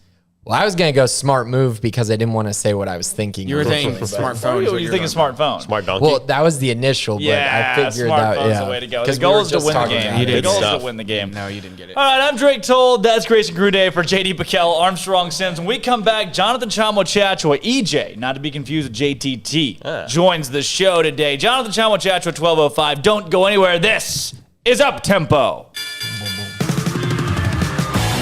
Happy Wednesday, Baylor family, and what a monumental day it is. Today, April 7th, marks the first Wednesday in history that the Baylor Bears are Division I men's basketball national champions. And the Bears are home. The team landed around 2 o'clock yesterday afternoon in Waco with a huge crowd in attendance to welcome them home. Dylan Meek, the city's mayor, promptly awarded Scott Drew the key to the city after the Bears win. And the university has announced that a celebratory parade will take place on Tuesday, April 13th at 6 p.m. in downtown Waco. Championship Parade will follow Austin Avenue from 14th Street to 3rd Street, just outside of City Hall. And in draft news, Jared Butler and Davion Mitchell continue to build their draft stock throughout the tournament with monster performances. Some experts now have Mitchell going within the first 10 picks, while Butler sits between 25 and 30. And Davion Mitchell has officially declared for the draft. Elsewhere in the country, Texas Tech has hired Mark Adams, a former Chris Beard assistant, as the newest men's coach, while Oklahoma pulled the trigger to acquire Porter Moser, same coach who took Loyola Chicago to the Final Four. And Iowa State's top scorer and best player, Rasir Bolton, has entered the transfer portal in the wake of the program recently hiring TJ Otzelberger. In Baylor news, the baseball team snuck by UT Arlington last night in Waco 7-6. The team is back in action against West Virginia at home this weekend. I'm Armstrong Sims, and that's all the news that is news in college sports. This has been Armstrong's Minute on SicEm365 Radio's Up Tempo. MP Electric has developed a quality-oriented electrical contracting service in more than 20 years in the industry. Led by President Mark Perry, our electricians go through a 5-year apprenticeship program, are licensed by the state of Texas, and getting continuous education annually upon renewal. In great part, the success of MP Electric lies with its management and professional expertise of its employees. All of our employees share a dedication to quality and commitment to serving the needs of our customers. For new construction and remodels, parking lot, lighting and surge protection, landscape lights, security lights, troubleshooting and repairs. For industrial manufacturing, food and beverage, paper and publishing, heavy industry, cement and rock crushing plants, water distribution plants, and utilities. For 20 years, MP Electric has serviced industrial, commercial, and residential products. We do service right. MP Electric Inc. at 1890 Galaxy Road, Waco. MPElectricUSA.com. When we moved to Texas, we were like fish out of water. We didn't know anyone in our neighborhood until our Texas Farm Bureau insurance agent came to the house. She was so helpful and reassuring, a friendly face with that Texan hospitality I'd heard about. When we purchased a Texas Farm Bureau insurance policy, we knew we were making the right choice. We knew our family would be protected. Stop by and see our agents at one of our 3 McLennan County locations. Coverage and discounts are subject to qualifications and policy terms and may vary by situation. Southwest Sports Medicine and Orthopedics, the team physician of Baylor Athletics. Our doctors specialize in the diagnosis and treatment of any and all sports-related injuries. Celebrating over a decade of service in Central Texas, our doctors are equipped to handle a wide range of issues, whether it's your foot or ankle, orthopedic spine care, your hand or wrist, knee and shoulder pain, or if you're in need of our arthritis or total joint clinic. Come see us at the new Baylor Scott and White Ted and Sue Getterman Sports and Orthopedic Center. Trusted doctors at Baylor Trust, Southwest Sports Medicine and Orthopedics. Our goal is to get you back in the game. In the market for a quality metal building? Since 1943, Pioneer Steel and Pipe has helped Central Texas residential and commercial customers with metal building design, panel options, building components, and trim options. Pioneer Steel and Pipe's residential line is energy efficient, offers low maintenance, reduces insurance payments, is impact resistant, and carries up to a 45-year limited warranty. In addition, they can also help you find a metal building contractor for your project. Pioneer Steel and Pipe with locations in Waco and Bryan and at pioneersboys.com. Do you or your kids get nervous about going to the dentist? Stonewood Dental. Dr. Steve Childress, he can help. I've spent a career taking care of patients who as children had bad experiences, and now they're adults that hate going to the dentist. If I get a kid at 3 years old and they come every 6 months and it's a happy experience, it's normal for them. Now they have an accident at 6 or 7 or 8 at school. Now they have a broken tooth or a trauma, and they have to come here. They're used to lights, they're used to water in their mouth, they're used to experience, they already trust us. It's amazing what we can do with that kid without it being a negative thing. But if I see a 6 or 7 or 8 year old that's never been to the dentist, and now they have a trauma or an unfortunate unexpected toothache, it's harder to do that for that kid and it not be somewhat of a negative experience. So bottom line is I try to teach kids and adults and teenagers and everybody the way I'd want my family treated, which is where it's a necessary part of life. You just take care of it. It doesn't have to be that big a deal. Learn more, stonewood-dental.com. With more than 160,000 alumni worldwide and counting, the Baylor family is growing.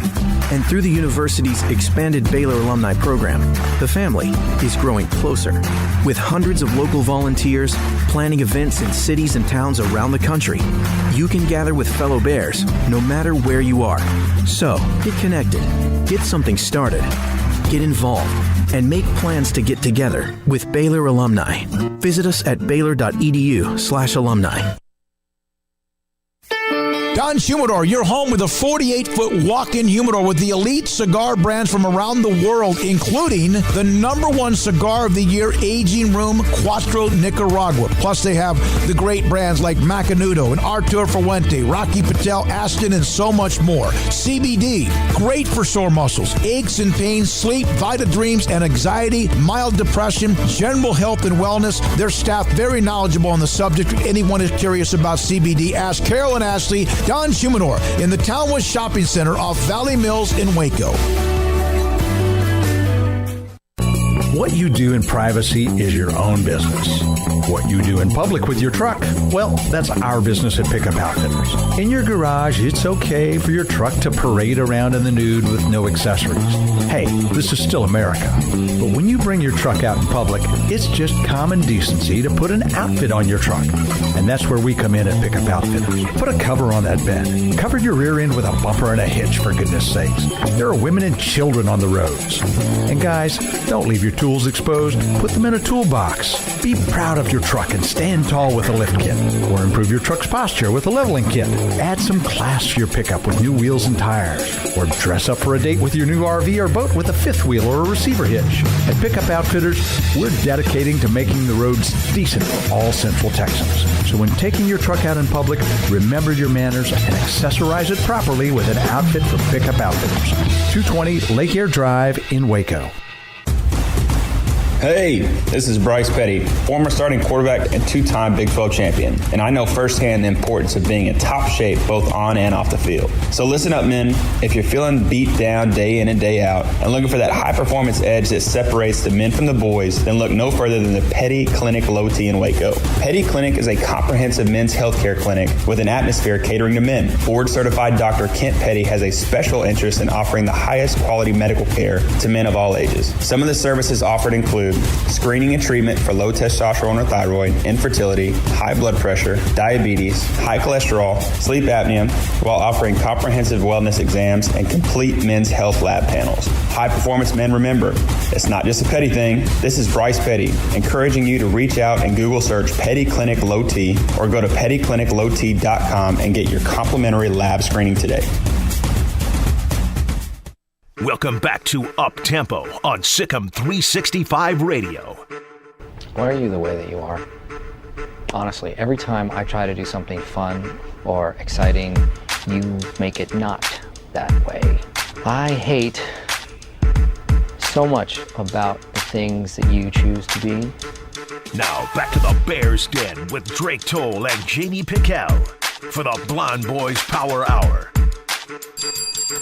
Welcome back into the Petty Clinic Low T Bears Den. Happy Wednesday, everybody. It's the first Wednesday in Baylor sports history where the Baylor men's basketball team is national champions. Those guys got it done on Monday, 86-70. And joining the show from the team, Jonathan Chamwa-Chachua. Jonathan, thank you so much, Everyday John, for coming on the show today. How you doing, guys? I appreciate you for having me today. Absolutely. We're glad to have you, Jonathan. I want to start with the obvious. Coming off of a national championship victory, what are some of the emotions that you're feeling right now? I mean, I feel like it just still taking me time to just let it sink in that we actually champion and we actually made what we were dreaming about for the last 2 years. And it's just been great sharing that with these little guys. Jonathan, coming from the Cameroon to play basketball in America and now being at Baylor and winning the ultimate award in college basketball, the national championship, does it all seem kind of surreal, just unreal even? It's more like a real thing because I just woke up this morning, I was like, whoa, I'm really a champion. And I just thank God to just shape this path for myself, just allow me to come to Baylor, just to be around this great group of guys, this coaching staff, this loving culture, this culture of joy. I'm just grateful for what God have done for me and just for allowing me to do this. That's unbelievable. Jonathan, I want to know, going into that championship game against Gonzaga, they were the number one team in the country, and everybody had picked Gonzaga to win. Were you nervous at all? How did you feel before that game? I wasn't really nervous because we already played 5 NCAA tournament games before that one. And I kind of knew that one thing we're going to do is just play defense, which is what we always do because we all know that defense travels. We knew we're the better team defensively, and we got great playmakers and great scorers, so we ended up winning that one. Jonathan, there was a point in the game on Monday night where there was a switch on a screen, and you were on Jalen Suggs guarding him out on the wing, and your defense just swallowed him up. I mean, he's a guard, one of the best guards in the country, and you were able to defend him on the outside. What makes you so good on defense everywhere on the floor? If you're going to talk about guarding the guards, I got to give a shout out to our guards, because I really think we got the best backcourt in the nation. So we just spent the whole summer playing one-on-one against them every single day. And I just kept asking them to just go at me in every single situation, half court, full court, off the ball screen, or just off the live ball. We just kept on playing one-on-one almost every day during the summer. That is how me and just our bigs just starting to be able to just guard every single position on the floor. I want to know, Jonathan, most of these guys have been playing basketball since they were 4 or 5 years old. Just grew up playing on teams at the youth leagues locally or different things like that. And your basketball story doesn't start necessarily the same. What was it that helped you fall in love with basketball? Definitely just playing with my older brother, and I also got inspired by looking by Amute for what he was able to do, being able to just be one of the first NBA players to play for my country. And it just gave me that feel that with hard work, you can just do whatever you want in your life. You just got to dream and keep on working. I love that. With hard work, you can do anything, and you've proven that, Jonathan. Now, coming to Baylor from UNLV, I want to go back a little bit to 2019-2020. Last season, when you guys won 23 straight games and had that unbelievable run, you were redshirting. You had to sit out for that run. What was that like, not being able to get out there and play on the floor that season? It was kind of frustrating because I wasn't able to play basketball. But on the other hand, I knew that I was helping the team to get some dubs because the scout team was really stacked. We had guys like Jordan Turner, Adam Flagler, and Obama Keke in the scout team. So I felt like we played a great part in the team's success from last year. And I also knew that sitting out was really was really not a bad thing because I was working on my game, working on my shape, working on my basketball IQ. So I just tried to take that year I just tried to get as much as possible I could get from that year. So I felt like it was a really good opportunity for me. Jonathan, the first time you put a Baylor jersey on this season to play in a game for the university, what did that feel like, that sense of pride to go in as a Baylor Bear? It was definitely exciting. It was like a dream coming true, just being able to play a game. After really a year since we had like the COVID extra time, it was definitely good just being around these guys, just be able to share this moment with them, just be able to smile, just run around with them. It was definitely great. Wow. Jonathan, people talk about it too, and I want to know from this season and even last season how coaches can be just like parents. They can be like father figures for you, mother figures for you. Who is that coach or that group of coaches for you that you look up to as if they're your parents? I'm going to say the whole coaching staff because I'm not fortunate enough to have my family up in the U.S. with me. So I feel like the coaching staff just doing a great job, just giving us that family environment, showing us that we loved, and that they love us, and they really like just take care of us every single day. So I feel like the whole coaching staff is there for me. All right, Jonathan, I want to go back now to that national championship game because that's what everybody's talking about and what has been the rave the last 48 hours after you guys won it. I want to go back to the first time you checked in, when you went over to check into the ball game to come in for flow. What was going through your mind in that moment that you were checking into the national championship game? So usually, before the game, I always trying to just motivate Flo because he's him starting and him going first is the biggest thing for me. I feel like that motivates me, and I really want him to do his best so that I can come and just finish whatever he started. So whenever I checked in, I looked at Flo, I'm like, hey, you did your thing, man. He was going crazy, got stops. I think we got 2 kills. We were, I think, 9-2 or 11-2 at that point. I was just trying to come in, just trying to keep the same energy, keep the same tempo that Flo started for me. And yeah, that was basically what was going through my mind at that point.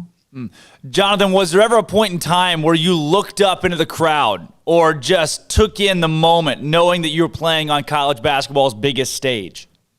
Not really, because one thing about this team is that we always play for God and we always play for an audience of one. So I don't think I have ever done that. And I don't have no family members in the crowd, so it's not really something that I do, that I'd be doing. Well, Jonathan, I want to take you back to a moment in the game, too. That big alley-oop dunk that you threw down that ended a Gonzaga run and seemed like it made a statement for you guys. Hey, we're not going away. We're keeping the foot on the gas pedal. You had that alley-oop. What do you remember from that play? Ooh, I just remember Adam Flagger throwing a really good pass. I was just so hyped. I felt like that just got everybody hyped at that point. I just got a momentum going back. I remember just after the screen, I just seen 2 players was going with him.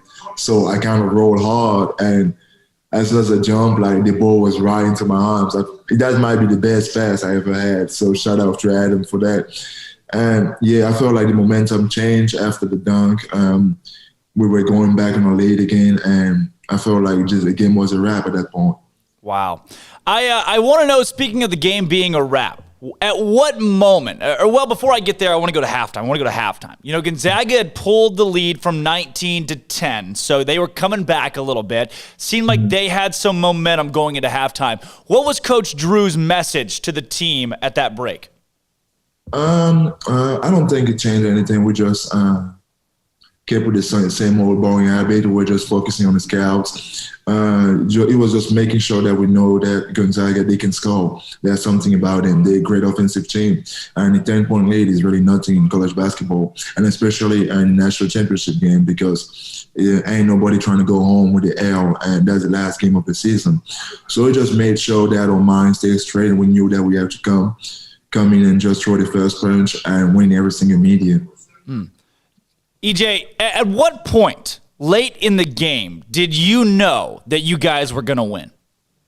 I'm going to say right after that love that I caught from Adam, and also just the way we just keep on playing defense, the way everybody was staying aggressive, the way just the sub were just coming in with the same intensity. And I just knew that this game was going to end up being good for us. And even when I got subbed out at the end, I just knew that, I think we're national champions, baby. Wow. Jonathan, one of the things that folks had talked about in the national media was that Gonzaga was bigger, faster, stronger, that Baylor couldn't keep up with them. And within the first 4 minutes, you guys were up 11-1, dominating them. Did it feel like at that point you realized, okay, we're the ones that are bigger, faster, and stronger?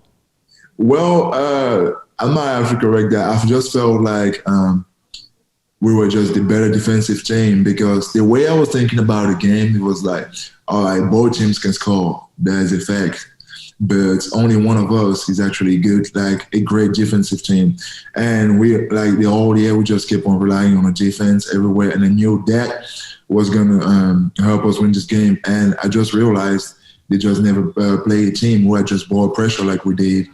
So that's basically why we had that third lead in the beginning, to just come and run the offense as they usually do. Well, Jonathan, when the final buzzer sounded and you guys were national champions, obviously the hats come out, the nets come down, the confetti's raining on top of you. What was that moment like, and sharing that moment with your teammates? Man, it was just like a once-in-a-lifetime opportunity, just being there, just knowing that you guys made history. Your guys are going to have, like, your name in the books forever with this group of guys. I think I actually, I almost cried at that moment, too. It was just so great knowing that what we've been working on and talking about for the last 2 years just came to reality. And it was also definitely good just be able to show to the world that a group of players just doing things the right way, putting God first, can actually be the best basketball team in college. Jonathan, there's a video or a picture, I should say, of you guys holding up the trophy, and you're just looking up in the sky, just screaming. How much? I mean, how loud was that locker room? How loud was that post game? It was definitely loud. I really hope I could show you some video of the locker room, but it was definitely loud. It was definitely a nice environment, just be able to just admire just what we've been working for, sharing that just that moment with them. I feel like we might just never forget about this in our whole life, and that's what I'm just the most glad about. Jonathan, I'm close, almost done here. Last couple of questions. I want to know. There's so many things that I want to know from you, but that moment, everything, all of this combined, going into next season. I know it's so far away and you guys are still soaking this in, but are you fully prepared to try to go back and do it all over again next year? I mean, right now I'm just worrying about just recovering and just enjoying this moment with my teammates and just enjoy the present. But I feel like something that's not going to change, just a mentality. Our will should just be the best team in the nation. So I think we're going to be up there. Without a doubt. And obviously the recruiting class coming in is going to help you guys be right there, even though we're going to lose a couple. I'll tell you, Jonathan, when you look, knowing that Baylor will have its name right there beside 2021 national champions on Wikipedia, everywhere you Google it, you can't take it away. It's going to say Baylor Bears national champions for the rest of history. And you were on the team. You were a part of that. You helped win the national championship. What does all of that combined mean to you? Man, it's definitely great. I actually got a text the other day for some family friend letting me know that I was the first in my country to the national championship. It just felt great just knowing that your name is going to be part of the history and the names of the people that you love are going to be part of history with yourself. So it just feel really awesome and just really great. I just still need time to just soak it in. I still haven't soaked that in yet, but I just feel like it's definitely good just to be able to make history, especially during this COVID year, which I believe was one of the most uncertain NCAA championship, because we have to deal with more things than just being on the floor. We have to deal with testing. We had to make sacrifice, which we all did. It was definitely just a great moment to be able to be part of. Jonathan, I that was going to be my last question, but I got two more now because I have so many things I want to know from you. I want to know when you guys stepped off the plane, you got back to Waco, and the fans were everywhere yesterday. So many people that were there for you after winning a national championship. What was that like? What is it like to see these fans go crazy? It was great. We just felt like we just owned this to the city, and we really felt love. Just shout out to Waco to just coming in, even coming to Indianapolis. I just felt like we had a great crowd up there, and shout out to them coming to the airport, showing us some love. Just know that we really appreciate you guys, and really love you too. Jonathan, last question for you here. You could have gone to so many different universities in the United States, so many different colleges. You could have stayed at UNLV even. I mean, there are so many places you could be, but you're here, 2021 at Baylor University, and you're winning a national championship because of that. What does it mean to be a Baylor Bear for you? I'm just thanking God every single morning, and every time I go at night, just to be able to shape in this path that He made for me. I'm just glad to be able to be around a team where I can be a Christian publicly without being ashamed of that. And that's the environment that Baylor University just gave you. I'm just really just glad just God just made it happen for me and just put me in the path of this coaching staff and these players. Wow. Jonathan Chamo-Chachua, thank you so much for joining Up-Tempo today and giving us perspective about the national championship victory. You, my friend, are a stud, that's for sure. Thank you, sir. Thank you for having me. Absolutely. Again, that was Jonathan Chamo-Chachua, EJ, Everyday John on Up-Tempo, talking about the basketball national championship that he was a part of on Monday as a Baylor Bear. Wow, I loved, he said, not only winning that championship, but winning it with people that you love. Winning the championship, sharing that moment with the people you love is what made it so big for him. The first national champion, he said, from Cameroon. That, too. Unbelievable stuff from EJ. Coming up next, though, Bryce Drew from Grand Canyon University joins the show again to talk about his brother, Scott Drew, taking home the national championship trophy. This, don't go anywhere, is Up-Tempo. Happy Wednesday, Baylor family, and what a monumental day it is. Today, April 7th, marks the first Wednesday in history that the Baylor Bears are Division I men's basketball national champions. And the Bears are home. The team landed around 2 o'clock yesterday afternoon in Waco with a huge crowd in attendance to welcome them home. Dylan Meek, the city's mayor, promptly awarded Scott Drew the key to the city after the Bears win. And the university has announced that a celebratory parade will take place on Tuesday, April 13th at 6 p.m. in downtown Waco. The championship parade will follow Austin Avenue from 14th Street to 3rd Street, just outside of City Hall. And in draft news, Jared Butler and Davion Mitchell continue to build their draft stock throughout the tournament with monster performances. Some experts now have Mitchell going within the first 10 picks, while Butler sits between 25 and 30. And Davion Mitchell has officially declared for the draft. Elsewhere in the country, Texas Tech has hired Mark Adams, a former Chris Beard assistant, as the newest men's coach, while Oklahoma pulled the trigger to acquire Porter Moser, same coach who took Loyola Chicago to the Final Four. And Iowa State's top scorer and best player, Rasir Bolton, has entered the transfer portal in the wake of the program recently hiring T.J. Otzelberger. In Baylor news, the baseball team snuck by UT Arlington last night in Waco 7-6. The team is back in action against West Virginia at home this weekend.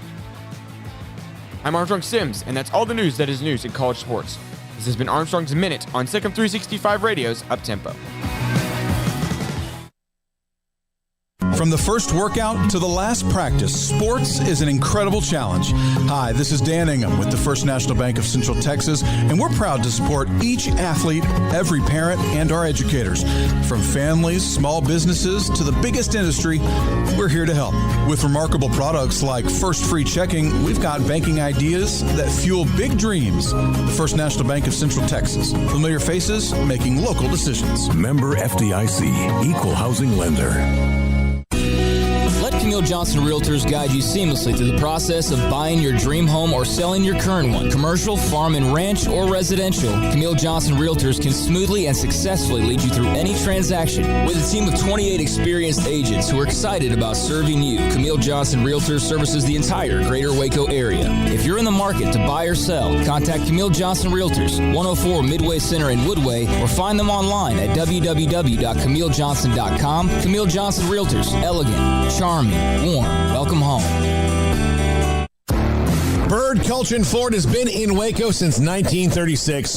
Ford, the #1 selling truck in Texas, 43 years running. And Bird Culchin Ford proudly supports high school football in Central Texas. And no better way to tailgate with a Ford than from Bird Culchin Ford. And are there better vehicles to tailgate with than the Ford F-150 or the Ford Expedition? And of course, you can get them new, pre-owned Bird Culchin Ford. Our sponsor of the Ford Tough Player of the Week, locally owned dealership. Online at bkford.com at 1701 West Loop 340 in Waco. Bird Culchin Ford.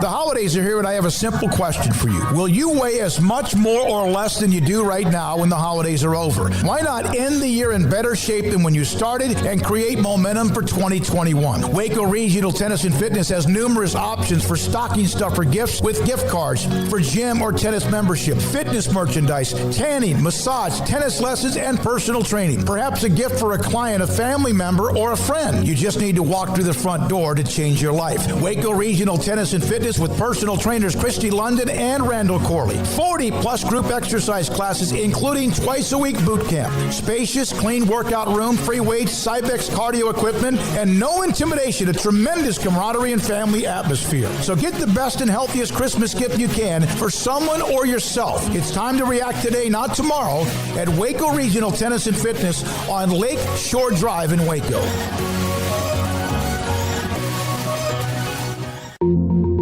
Learning to navigate life in the COVID-19 world has been a struggle, and where and how to get tested has been one of the biggest challenges. Impact Health Labs has your answer. If you need mass testing for your office, from the first workout to the last practice, sports is an incredible challenge. Hi, this is Dan Ingham with the First National Bank of Central Texas, and we're proud to support each athlete, every parent, and our educators. From families, small businesses, to the biggest industry, we're here to help. With remarkable products like First Free Checking, we've got banking ideas that fuel big dreams. The First National Bank of Central Texas. Familiar faces making local decisions. Member FDIC, Equal Housing Lender.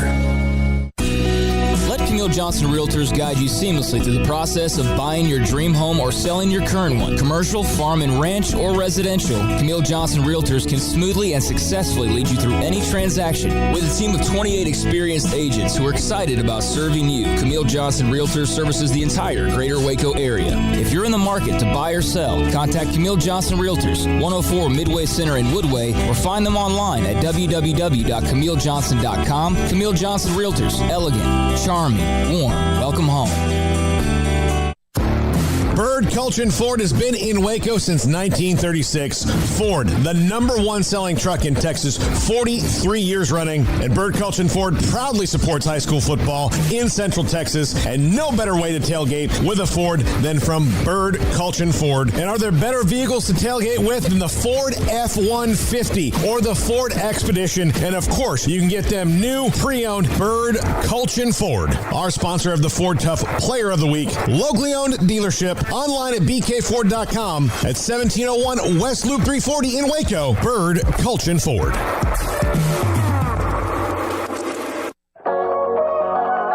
The holidays are here, and I have a simple question for you. Will you weigh as much more or less than you do right now when the holidays are over? Why not end the year in better shape than when you started and create momentum for 2021? Waco Regional Tennis and Fitness has numerous options for stocking stuffer gifts with gift cards for gym or tennis membership, fitness merchandise, tanning, massage, tennis lessons, and personal training. Perhaps a gift for a client, a family member, or a friend. You just need to walk through the front door to change your life. Waco Regional Tennis and Fitness with personal trainers Christy London and Randall Corley. 40-plus group exercise classes, including twice-a-week boot camp. Spacious, clean workout room, free weights, Cybex cardio equipment, and no intimidation. A tremendous camaraderie and family atmosphere. So get the best and healthiest Christmas gift you can for someone or yourself. It's time to react today, not tomorrow, at Waco Regional Tennis and Fitness on Lake Shore Drive in Waco.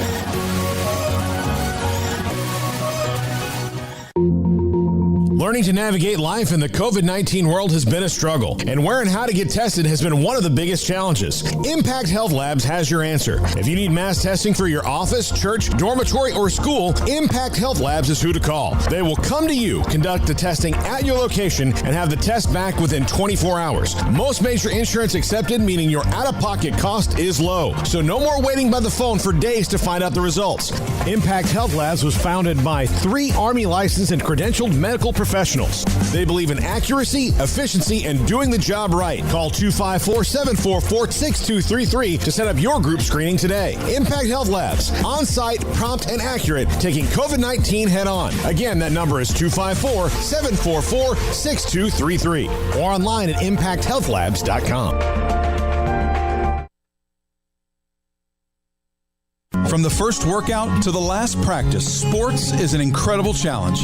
Hi, this is Dan Ingham with the First National Bank of Central Texas, and we're proud to support each athlete, every parent, and our educators. From families, small businesses, to the biggest industry, we're here to help.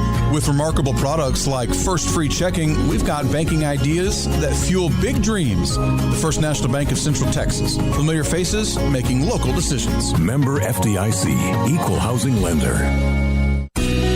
Let Camille Johnson Realtors guide you seamlessly through the process of buying your dream home or selling your current one. Commercial, farm and ranch, or residential, Camille Johnson Realtors can smoothly and successfully lead you through any transaction. With a team of 28 experienced agents who are excited about serving you, Camille Johnson Realtors services the entire greater Waco area. If you're in the market to buy or sell, contact Camille Johnson Realtors, 104 Midway Center in Woodway, or find them online at www.camillejohnson.com. Camille Johnson Realtors, elegant, charming, warm. Welcome home.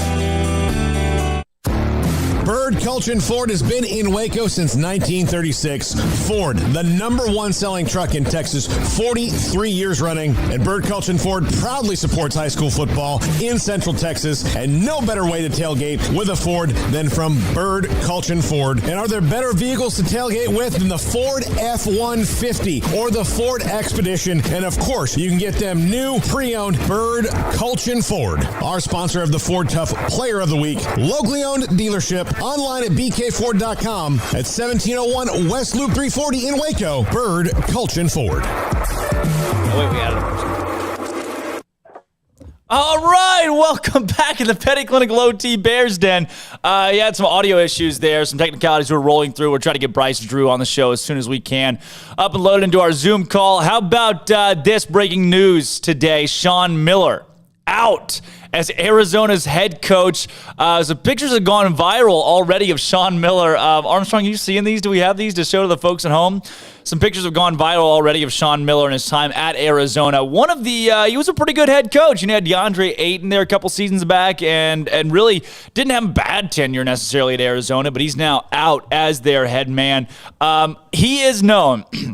I know him as the sweatiest man to ever coach college basketball, and many of you will too. There he is against Baylor. That was last year when they had Nico Mannion, that really good redheaded guard. That's a picture of Sean Miller in the Farrell Center. That was a loss, actually. That was a game where Baylor ended up beating. For those that are watching on YouTube or on Roku, anything else, that's Sean Miller right there, sweating through just about everything. So Miller was the head coach at Arizona since 2009. He was at Xavier before that for 5 seasons, and Sean Miller now no longer the head coach at Arizona. But I'll tell you a guy who is a head coach in college basketball right now and still the head coach at his program. That's Coach Bryce Drew, who is joining the show with us today. Let's see if your audio, we got you there, Coach. Can you hear me okay? That, guys, we were absorbed in and a recruiting meeting. So sorry. I know. I referenced it to Armstrong. I was like, listen, what if the guy's on the recruiting trail right now? Obviously, I mean, you can't stop for nothing if you're recruiting. And Coach, glad to have you on today. I know I ran into you on the concourse the other day there at Lucas Oil Stadium. You were getting ready to watch the national championship game. Pleasure to get to meet you in person and now have you on today. Really, what was the Indianapolis trip like for you? That experience starting with being with GCU and having your team in the tournament? It's been an amazing month. You know, looking back at, you know, obviously Scott's season and then, you know, our season. So thankful for that. Both go back to the NCAA tournament. We're in the bubble together, you know, get to hang out and then obviously finishing off the whole tournament by seeing Baylor cut down the national championship nets. You know, it's kind of still surreal in a way.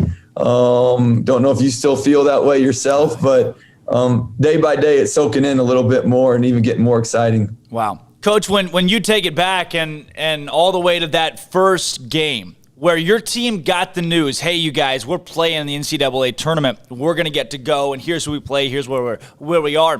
What was that reaction like for you and your guys? Well, we thought we were going to be a higher seed or lower seed, I guess I should say, a better seed. And Iowa, obviously, with Garza, player of the year, extremely tough matchup with the experience they have around them. But, you know, for us in our programs, our first time going to the NCAA tournament. So, you know, guys obviously extremely excited and really thought our guys played well, being their first time there. Sometimes a first time there for a program and you come out and you play hero ball or you come out and, you know, you're in awe. But really thought our guys settled in. Iowa just made a lot of shots. I mean, Garza goes 4 for 5 from 3. If he does that, again, he's unstoppable to guard. Without a doubt. Coach, congratulations, though, on that run, making it to the tournament in year number 1 at GCU for you. And then flipping the script, getting to go and watch Scott and the Bears play then in the Final Four National Championship, that run that they made. When you go back to Indianapolis, what was that like, getting to go and watch the other Coach Drew? Oh, just so fun. I think, you know, being there from day one when Scott accepted the Baylor job to now, you know, being at that Elite 8 game against Duke where they got the bad call or they might have been in the Final Four then. And then, you know, coming here and just seeing that whole dream, you know, that he's had, you know, from the day he took Baylor to now and winning that championship. It's been a dream for so long. Now that dream's a reality. But sometimes you still got to pinch yourself and make sure it's not the dream. And it actually really did happen, but just so proud and happy for him and for his family and for Baylor. Getting to see Scott on that stage, Baylor on that stage, winning a championship after 18 years here as a Bear. I want to know from you, and this is a question that he was on the afternoon show yesterday here at the station. I want to know from you, where did this national championship start? What were the building blocks, the stones that were set that built up to this national championship for you, Scott, and the family? Well, I think just growing up, being a basketball family, you know, you're around recruiting, you're around teams, you're around winning and losing. You understand that whole dynamic. And so obviously there was a lot of foundation laid just growing up, even before he knew he probably wanted to coach, just knowing the lifestyle and what it takes to be successful in the coaching profession. And then, you know, I think when he took the Baylor job, he's had a great staff. You know, every staff member he's hired has been extremely hardworking, has loved Baylor, given their all for Baylor. And I think it was just those steps of their passion and their commitment and their drive, you know, to want to make Baylor a national powerhouse. Coach, for you, that moment, getting to share it. I know I was looking across the stadium, and you could see the Dave Aranda, the Chip and Joanna Gaines, Trey Wingo, RG3, yourself, Coach Homer Drew, all there to watch the national championship in glory. From first tip, opening tip, what were some of the emotions for you, some of the thoughts going through your head before things got underway between Baylor and Gonzaga? Well, you're looking at it through a lens as a brother. You're looking through it as a coach. You know, you're looking through some different lens as you're watching the game. And, you know, I think overall, you know, obviously I was pretty tense. You don't get a lot of opportunities in life, and you never know if you're getting those opportunities again, you know, to reach that pinnacle. And when you're there, it's like you want to take advantage of it just again, because you never know, you know, in life if you get those opportunities again. So, I didn't feel good until about the last 45 seconds when everyone was subbing in, just because you always worry about, the big run the other team could make at the end. And so, it was pretty stressful. Once it got to that 45 seconds, man, just a lot of joy, a lot of happiness. Again, just so proud of their whole program and how they've done things. People don't understand how hard they work. And being in the profession, you might see people work hard for a year or for a segment. We're talking like 18 years of working harder as hard as anyone in the country on a day in, day out basis. Coach, I want to take you back to when Scott got the job at Baylor. From Valpo to Baylor after one season. And one of the things he mentioned in his opening press conference, I'm sure you've seen the clip in the last week, is him talking about how he wanted to set in stone a Final Four at Valpo. And then in coming to Baylor, he had those same aspirations and wanted to get this team to the national championship. What do you remember? Everybody called him crazy for coming to Baylor. What do you remember about his decision to come to Waco? That's why he was the perfect guy for the job. Just extreme optimism. He didn't see the valleys. He didn't see the obstacles. He just saw the end goal, and that was his destination. That was his focal point. And, again, you can do that for a short period of time, but when you laser focus that for 18 years, that's pretty remarkable. And so, just his drive and his optimism, made him the perfect match for the perfect timing, to come to Baylor. You yourself were playing in the NBA at the time when Scott took that job at Baylor. Did you give him a call at any point and say, "Hey, man, what are you doing? Are you sure you're making a good decision?" We didn't know, as much at the time. Obviously, I was playing NBA, so I wasn't involved in the college game as much to understand all the dynamics. He had seen my dad go to Valparaiso, who never had a Division I winning season, and turn that into a elite mid-major powerhouse. And so, he didn't know any better. All he saw was the winning. He didn't see any of the negative, in taking the job. He just knew to go in, roll his sleeves up, and start working around the clock, which is basically what he did, to get that thing on the right track. In your first conversation with Scott after the national championship victory on Monday night, what was that like for you? What was the first thing either he said to you or you said back to him? Oh man, just basically, told him love him, so proud of him, for what he's done. And again, there's just so much that's gone into that. Again, ever since we were young, our dad being a coach, the dream of being in the tournament, then winning games in the tournament. And now, he's reached the ultimate ending in the tournament, which is the national championship and being the winner. So it's not gonna go away quickly, that feeling. It's going to be something we're going to cherish, talk about for a long time. Without a doubt. Coach, for you too, being next to your dad and his emotions in that moment, getting to see the culmination of even his coaching career and not necessarily end, but have a national championship through Scott. What was that like for your dad? When you go through just in life, as you get older, you go through the valleys, you go through hard times, those mountaintops are so much more enjoyable and enjoying. And so, to be able to have, our family there, blood family with my sister, mom, and dad, and obviously Scott's family was all there. Just a really special moment. I think you reflect on the history and on the past and where you'd been and where you've come from and what it took to get to that point. And I think, again, that's what makes it so fulfilling, looking out there at him. And, he hasn't changed who he is. He hasn't changed his work ethic. He hasn't changed his focus on God. And now, he's achieved the highest, achievement you can get in college basketball. Bryce, we've talked about the pride that you have in Scott and the program, and I want to know this. There were a couple friends of mine who had mentioned they teared up hearing him in the post game. He's holding the trophy. He's on CBS, and he's mentioning how he loves his team. He's giving credit to Mark Few. He's giving credit to God first and foremost. When you hear that coming from your brother, how proud are you, not just from a basketball standpoint, but of Scott as a man?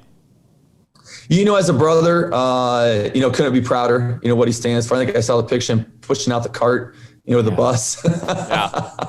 The day after, like, how awesome is that? I think that's just that servant attitude, servant leadership. And, that's what makes him special as a coach. And, also just as a basketball fan, to see a program like Baylor that does things the right way, that has great people, that has moral standards, integrity, puts others first, to see, them be successful and win a national championship, it gives great hope, to all the other coaches, programs, players, that you can do things the right way and be really successful. Bryce, for you, last couple questions here. You got to experience the NBA. You got to experience that shot against Ole Miss to keep you guys dancing. That is one of the most legendary shots in postseason history. I mean, all of those major moments for you in your career, and just those emotional moments.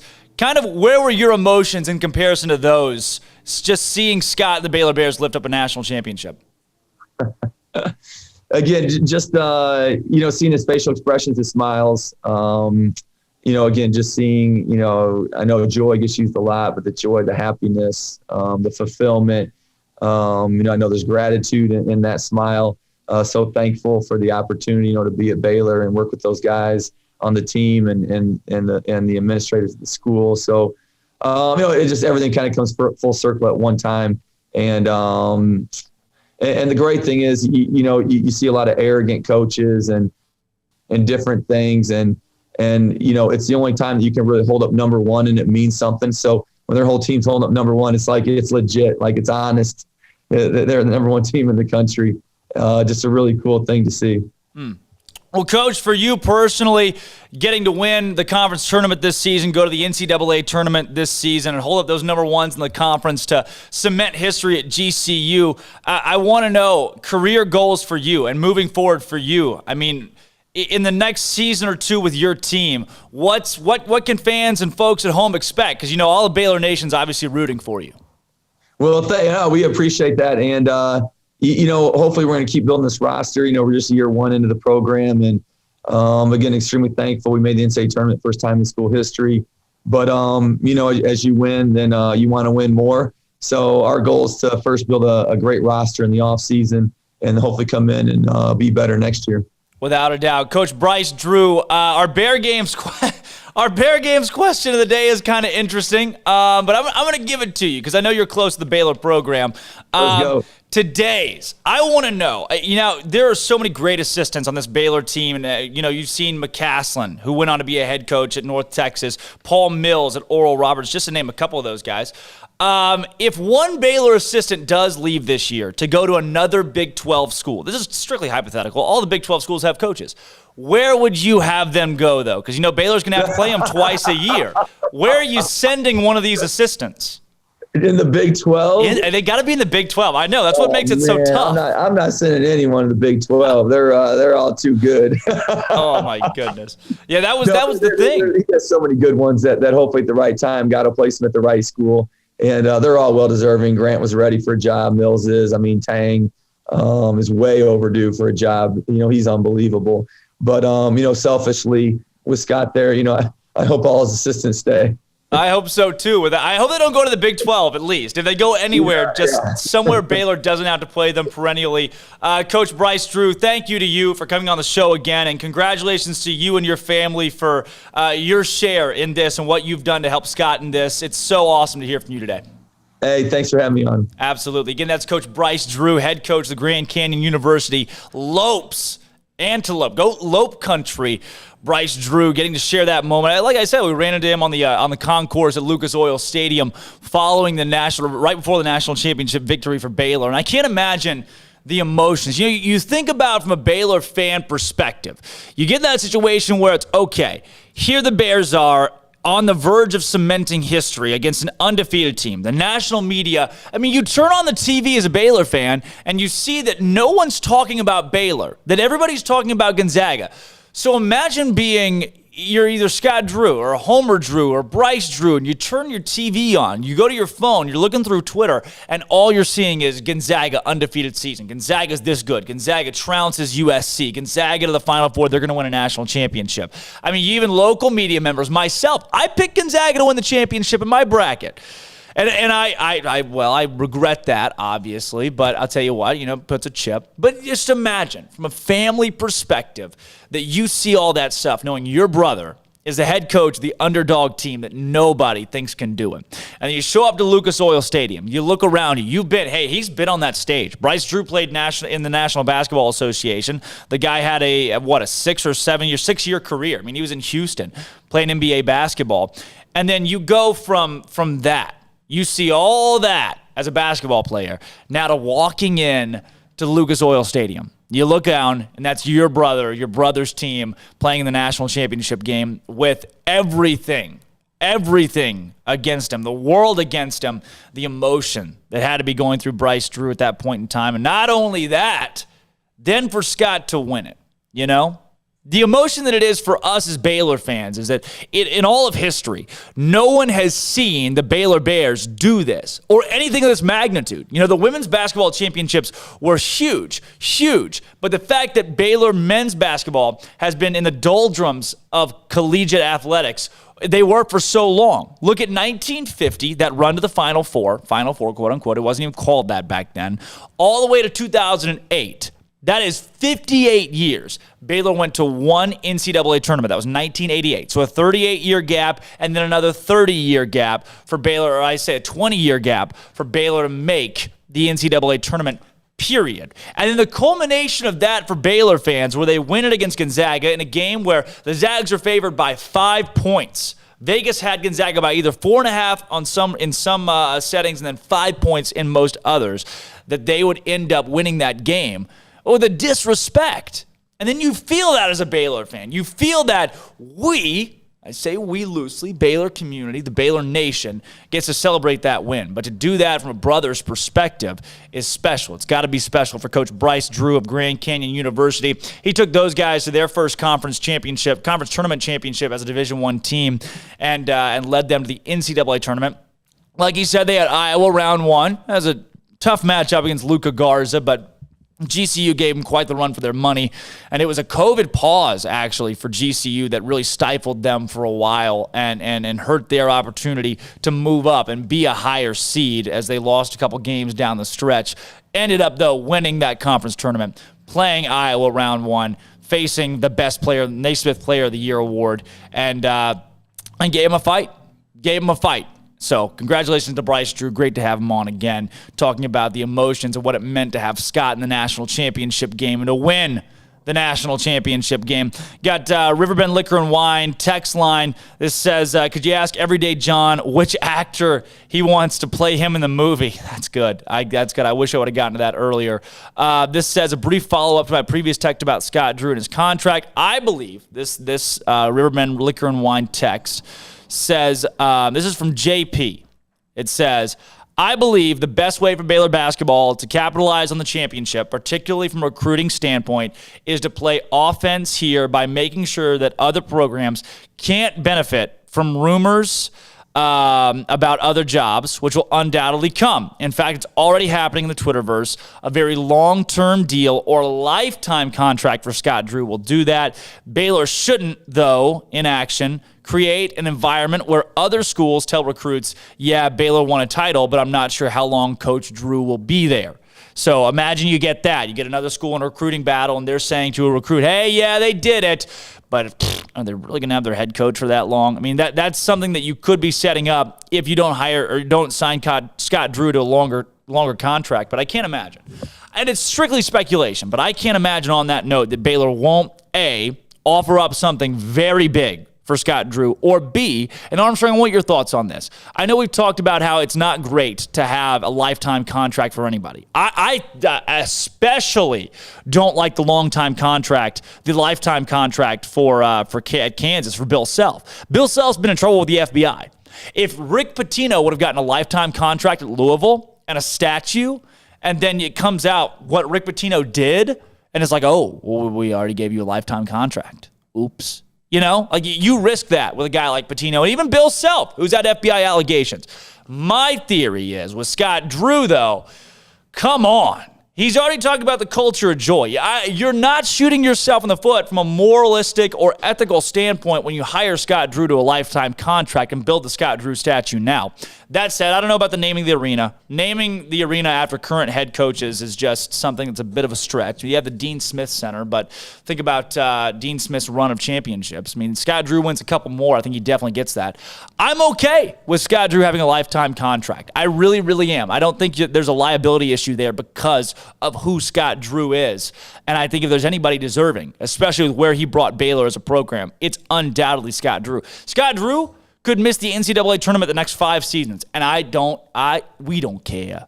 We don't care. You know, like he has built something here at Baylor that is just it's remarkable. It's remarkable. Armstrong, what do you think about about a lifetime contract possibly for Scott Drew?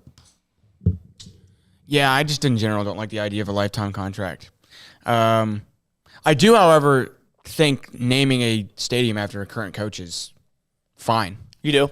Yeah, I think that's fine. So we're flipping around backwards on that one. Yeah, we are flipped backwards on that one. Nice. But I'm not a big fan of lifetime contract. I mean, 10-year contract. Say, hey, let's do a 10-year contract, and then we'll reevaluate in 5 years and probably maybe extend you. Think it's the liability thing for the lifetime? Yeah. Yeah. Too much of a liability for anybody. That's what I would think. Yeah. From a winning standpoint or just an ethical, moral standpoint? Because I think more ethical, moral standpoint. In any case, I don't think that you have to worry about that with Scott Drew. I just think just being smart. I mean, I just don't see. Right. I just don't see the point. I mean, if Scott Drew misses the next 5 NCAA tournaments, which won't happen, but if that happens, I don't think you fire him. No. Yeah. I mean, he's 10 years locked. So I think 10 years is fair. For what? $700 million? Yeah, but what we're talking about here is not even in the cards, really. Right. True. But what if? If only.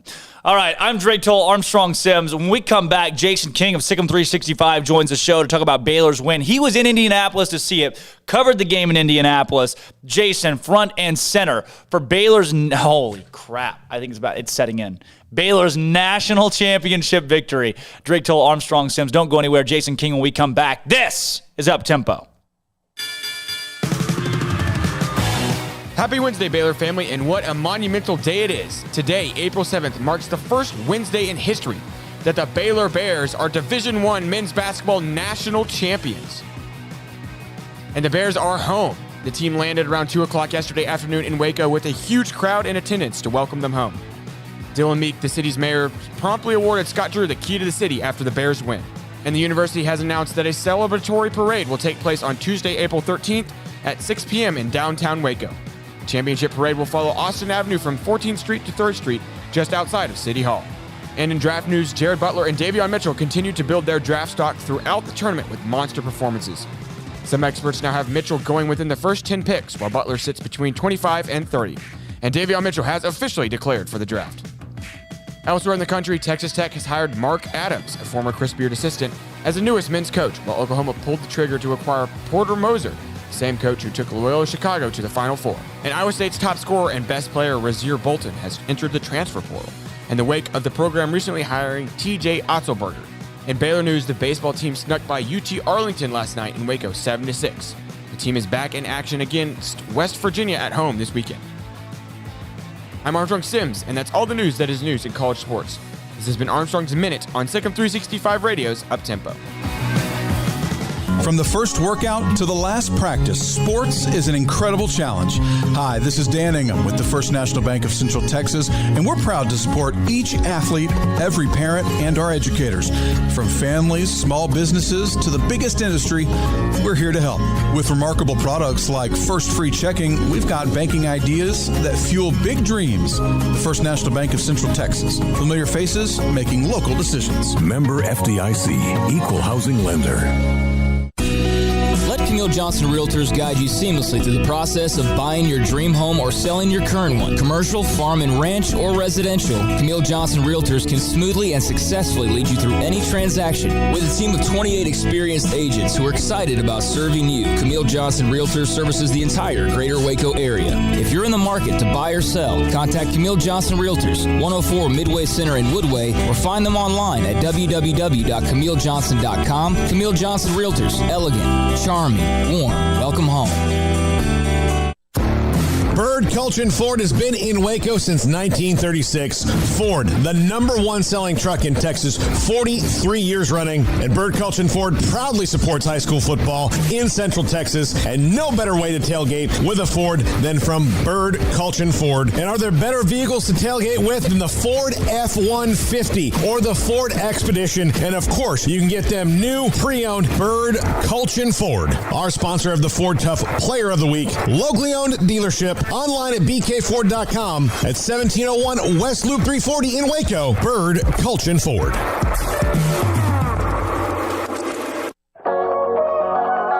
The holidays are here, and I have a simple question for you. Will you weigh as much more or less than you do right now when the holidays are over? Why not end the year in better shape than when you started and create momentum for 2021? Waco Regional Tennis and Fitness has numerous options for stocking stuffer gifts with gift cards for gym or tennis membership, fitness merchandise, tanning, massage, tennis lessons, and personal training. Perhaps a gift for a client, a family member, or a friend. You just need to walk through the front door to change your life. Waco Regional Tennis and Fitness with personal trainers Christy London and Randall Corley. 40-plus group exercise classes, including twice-a-week boot camp. Spacious, clean workout room, free weights, Cybex cardio equipment, and no intimidation. A tremendous camaraderie and family atmosphere. So get the best and healthiest Christmas gift you can for someone or yourself. It's time to react today, not tomorrow, at Waco Regional Tennis and Fitness on Lake Shore Drive in Waco.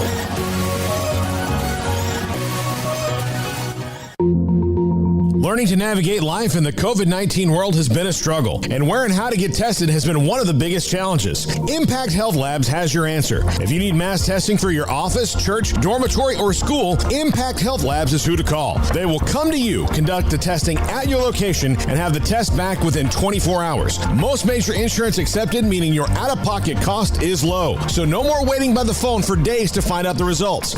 Impact Health Labs was founded by 3 Army licensed and credentialed medical professionals. They believe in accuracy, efficiency, and doing the job right. Call 254-744-6233 to set up your group screening today. Impact Health Labs, on-site, prompt, and accurate, taking COVID-19 head-on. Again, that number is 254-744-6233 or online at impacthealthlabs.com. Welcome back to Up Tempo on SicEm365 Radio. What you just said is one of the most insanely idiotic things I have ever heard. Everyone in this room is now dumber for having listened to it. I award you no points, and may God have mercy on your soul. Now back to the Bears Den with Drake Toll for a Baylor take on your lunch break. And welcome back into the Petty Clinic Low T Bears Den. Happy Wednesday, folks. It is the first Wednesday that the Baylor Bears are national champions. Never been able to say that on a Wednesday. And it feels good to say it today. And I'm sure it feels good for a guy like Jason King, who has covered these Bears so closely all year long. Jason King of SicEm365 joins us now. Jason, what's going on, man?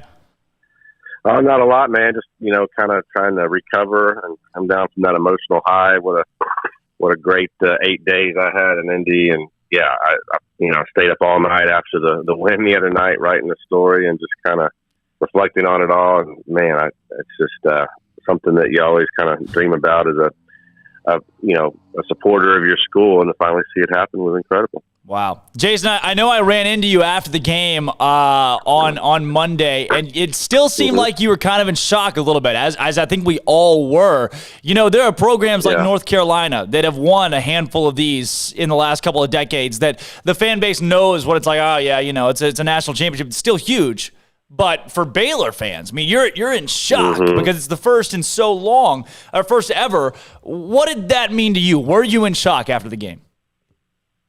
I really did feel like they had a good chance to win, and I kind of went into the game thinking they would win it, but to do it in that fashion was something that just was jarring. I mean, just to go out and I'm trying to think of the right word I can use on air, but just to kind of walk over that team and just brush them to the side and physically dominate them was something that I didn't expect. I mean, the Baylor looked like it is a completely different level and caliber team than Gonzaga that whole game, and I think Gonzaga was rattled. And I don't know, but as a Baylor, a guy that's just followed the program for so long, when I was in school, I was there the last year of Daryl Johnson, and then he got fired, and Harry Miller came in, and I think they had an 0-16 year in the Big 12 his last year there, and then obviously the Dave Bush situation. I just remember all the people that when Baylor was in the Big 12, they would say Baylor will never compete in the Big 12.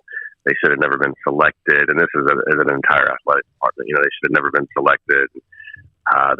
They're in over their head, and now basically to see these two basketball programs owning the Big 12 and the football program having some high level success in the past 5 to 10 years, it's just so gratifying to see. This kind of makes you want to give a big middle finger at all those people that used to, rip on you in your school. I mean, I think Baylor fans kind of walk around, with the chip on their shoulder a little bit because of that. I mean, just all the years and years of teasing and harassment. And then, Baylor didn't help itself either with some of the scandals and off-field problems that they went through. So to see finally like this light shining on the school in such a positive manner is cool. And especially too, because I've said this on the show many times, it's just to be able to trot out a Jared Butler in front of the nation and put him on Good Morning America and say, hey, this is Baylor now. Yeah. You know what I mean? Like, the Baylor that you used to make fun of, that it's gone. I mean, this is who Baylor is now. And I mean, you could, do that with tons of girls on the women's team and football players too, but to have a Jared Butler and a Davion Mitchell, all these high character guys, even Freddie Gillespie going back to last year. I mean, the face of the Baylor right now is those guys. And I think that it's just so cool to see your school finally getting cast in such a positive light. Unbelievable representatives of the university and what the University Scott Drew's program stands for. Jason, talking gameplay, and I kind of want to go back and forth from the pageantry and what all has come after the championship win and how Baylor's handled that. But from a gameplay standpoint, the first 4 or 5 minutes for me, it was obvious that Baylor was bullying Gonzaga. What did you see? I remember actually the first play. I mean, Baylor won the tip, went down. I believe Vital ended up with the ball under the basket. I think he missed 2 bunnies, but rebounded both of them like he does so well, and fought for those rebounds with the tenacity and ferocity that he's kind of known for. And then I think he got the ball out to Mitchell, and who hit a shot just inside the 3-point line. And I was like, wow, just the physicality you saw right off the bat at from Vital. And then, within 2 minutes, I mean, I even heard Stephen A. Smith last night. He got Scott Drew on, or maybe it was yesterday morning. He said, because he had picked Gonzaga, he goes, I knew 2 minutes into this game who was going to win, who the better team was. It was just, it was just so obvious that I don't know. It's like Baylor. It's like those guys drank a 6-pack of Red Bull and ran onto the court. I mean, they had so much bounce and energy and toughness, and they were. I'm trying to find the words, but I think Gonzaga was rattled and jarred, and then the point guard goes to the bench, and that hurt them, and they were just all up in Timmy's face and getting physical with them and making it hard for him to catch the ball. I mean, it was just all around just a masterful effort. And, you got to give the players credit. You got to give the coaches credit. I mean, here's Scott Drew, the guy that for years people said couldn't coach and wasn't a good X's and O's coach. And here he and his staff are just, devising this great game plan. So it was just a group effort without question. Without a doubt. And that opening, I love you said that first 2 minutes. That's kind of how it was. It just you knew from a hustle, rebounding standpoint, especially just seeing Baylor rebounding the offensive glass. And that's where I want to go now. Statistically in the game, you look at the rebounding differential at 38 to 22. And the differential in shot, I think Baylor took 19 more shots than Gonzaga. Yeah. These stats the disparity is just unbelievable. I mean, who could have ever seen this coming? I certainly couldn't. I mean, I knew Baylor was. I told everyone, Baylor's gonna have to play at a high level to win. They're gonna have to hit 10 to 15 threes. But I just never anticipated. I thought it was gonna be a shootout. I just didn't expect them to shut Gonzaga down like that. And I think they got into their heads a lot. I do a little bit. I don't think Gonzaga had ever seen anything like that in terms of the defense and, guys getting that strong and physical with them. But at the same time, I mean, gosh, it was just 2 games earlier. They had played a top 3 draft pick in Mobley at USC, and Timmy had his way with him and had a good game there. So it's not like they hadn't played high caliber players. I mean, that's the thing is I don't buy it. Everyone's like, oh, that's what Gonzaga gets for playing in the WCC, and that's what Gonzaga played good teams this year, early in the year. I mean, they played a good schedule. They played Iowa, they played Kansas, they played West Virginia. They had some good opponents. BYU, I believe. So, but I just don't think they'd ever seen anything like Baylor. From just the energy and tenacity standpoint for 40 minutes too. That's the thing. I kept thinking too, like at some point, when it was at 10 points at halftime, I thought, okay, Gonzaga's going to make a run, and they just never did. Every time they would get 2 or 3 baskets in a row, Baylor would always answer. And the play everyone talks about, I tweeted about it. I'm sure you remember it, but it was in the second half. I think Gonzaga had cut it to 9, and then Baylor scored a few baskets, and I thought they could run away with it right here, and they did. It was when Mark Vital blocked Kispert, a real nice block on Kispert going to the basket by Vital. Butler ends up with the ball, and he's racing down the court, and you're thinking, okay, he's going to go in for a layup, and then Gonzaga did a nice job of getting back on D, kind of cut off his path, and a lot of guys at that point still would have gone in and tried to score and maybe get fouled or whatever, but instead he pulled up right around the top of not the top of the key, but the 3-point line on the left wing, and fired a pass to the other side to Flagler on the right wing, who hit it, and he hit a 3, and I think that made it a 15-point game or a 17-point game or something like that. And that was it. But to me, that just defined everything that we know about Baylor. What are they known for? Defense, Vital's block, selflessness, chemistry, Butler pulling the ball back, not taking the shot, and then obviously shooting, Flagler bearing the shot. So that all in one play kind of encapsulated the team. And to me, that was I say it was a dagger. I mean, I think they would have won no matter what. I think that was the play that really kind of squelched any momentum Gonzaga might have had left. Jason, one of the things that stood out to me is the amount of charges that Gonzaga takes. I mean, they're another team. Mark Few preaches that hard-nosed, good, fundamental basketball with few turnovers and a lot of charges, same as Scott Drew. And it was Baylor that it seemed like left and right was set up for a charge. For me, it was Matthew Meyer. When Matthew Meyer took that charge, and I think it would have been Jared Butler taking the charge, I probably would have felt differently. I feel the way I do because it was Matthew Meyer doing it. When he took that charge, I felt like that set the tone for, okay, this game's comfortably in Baylor's hands. And on that note, when you talk about just the scrappy pace of play, it seemed like Drew Timme was uncomfortable with how aggressive, hard-nosed, and just I don't even know if there's a word for the tenacity with which Baylor played. Yeah. Did it seem like Gonzaga, a tenacious team, was uncomfortable with the way that Baylor pushed them? I do. I think they kind of started playing scared a little bit, or they just lost their swagger, any swagger that they may have had. I mean, they may have thought they were a physical, aggressive team, but they probably thought they couldn't be matched and much less surpassed by Baylor in that area, and they were significantly. And the thing is, I mean, first of all, just to your point about Meyer taking that charge, I mean, such a neat moment because, I mean, think about when he was a freshman and sophomore and the whole key was, okay, Matt, we know you can score, but you have to impact the game in other ways. You have to pass the ball better. You have to move without the ball better, and you have to play defense. And I mean, and now I think what did he score? 2 points in that game, but I mean, he impacted the game in so many other ways. And so that was a huge moment, not just in the game, but just in his growth and a good illustration of the culture of this program.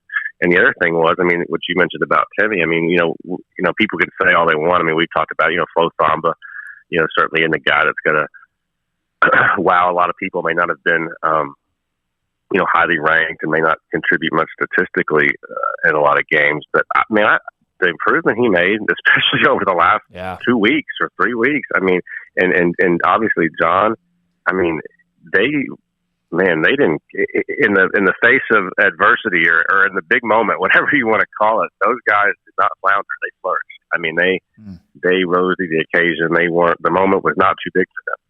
And they played with such aggression and, blocking shots and just bodying up to those guys and beating them up. I mean, JTT's this is his second year on the court, third year in college. I mean, doesn't have a lot of experience. He's going against the guy averaging 19 points a game, averaging 25 in the tournament. He didn't back down at all. He manned up.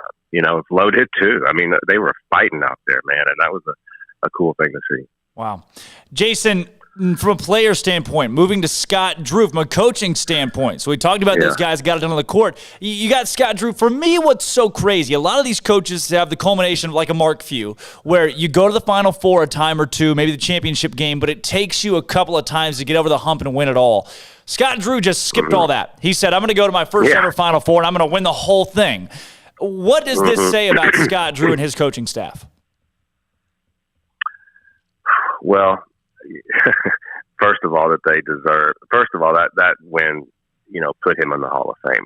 I mean, he's going to be in the Hall of Fame, and he may have been anyway. But for Bill Self's in the Hall of Fame. He has one title. I mean, Jim Boeheim's in the Hall of Fame. He has one.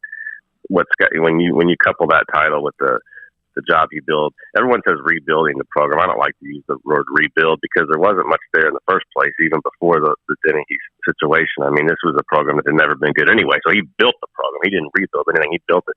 And I mean, I think that did it for him. And I don't know. I mean, when you're in North Carolina and you're Kansas, Kentucky, I mean, those guys are getting, McDonald's All-Americans every year. They're reloading, and the expectation's always going to be for them to be in the mix. But with this Baylor team, I felt like this may be the best team in Baylor history. I mean, it's going to be hard for them to ever have a team, not just from a talent standpoint, but just from a chemistry and all the pieces fitting together so well.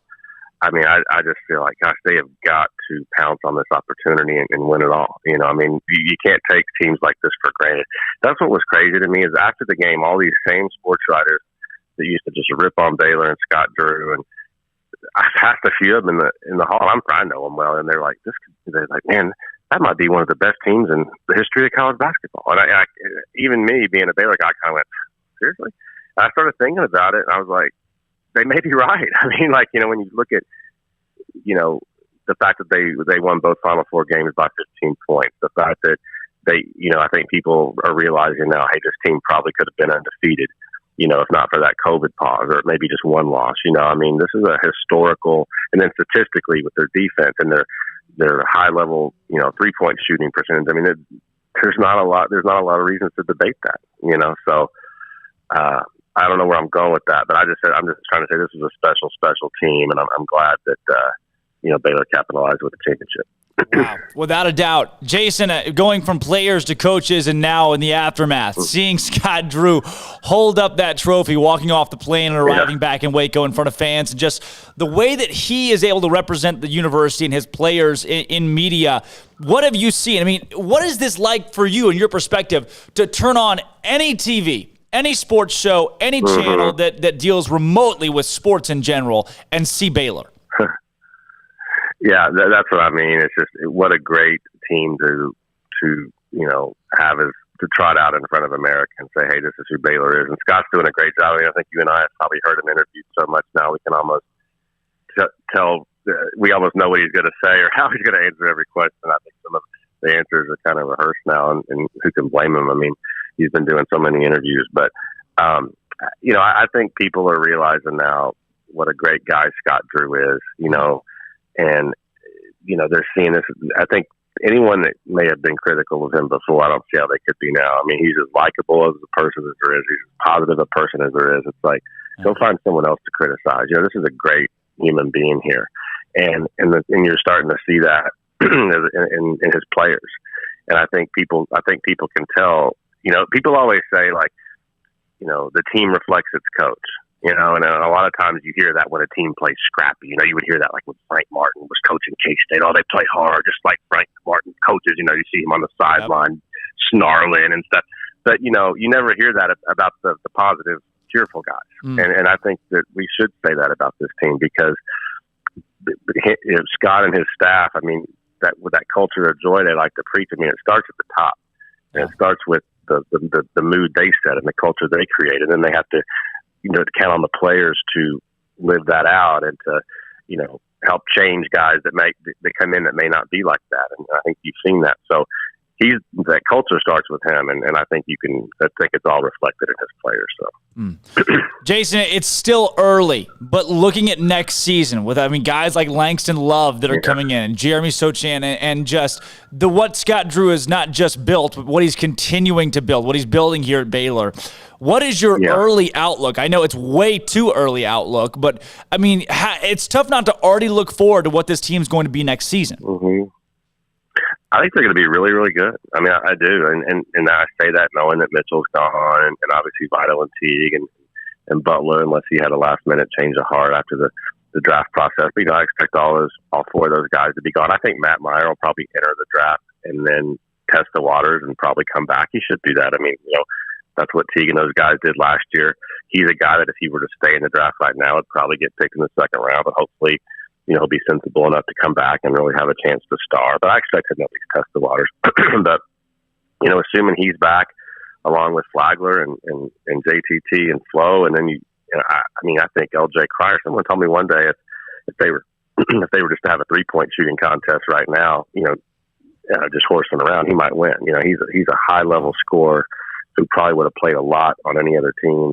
So I think he's going to be a huge contributor. And like you mentioned, the freshman, the incoming freshman with, Kendall Brown's McDonald's All-American. I've got friends that have been watching him play in some of these All-Star games on TV. They say he is a complete stud. He's a guy that's going to come in with one-and-done aspirations. I don't know if that'll happen.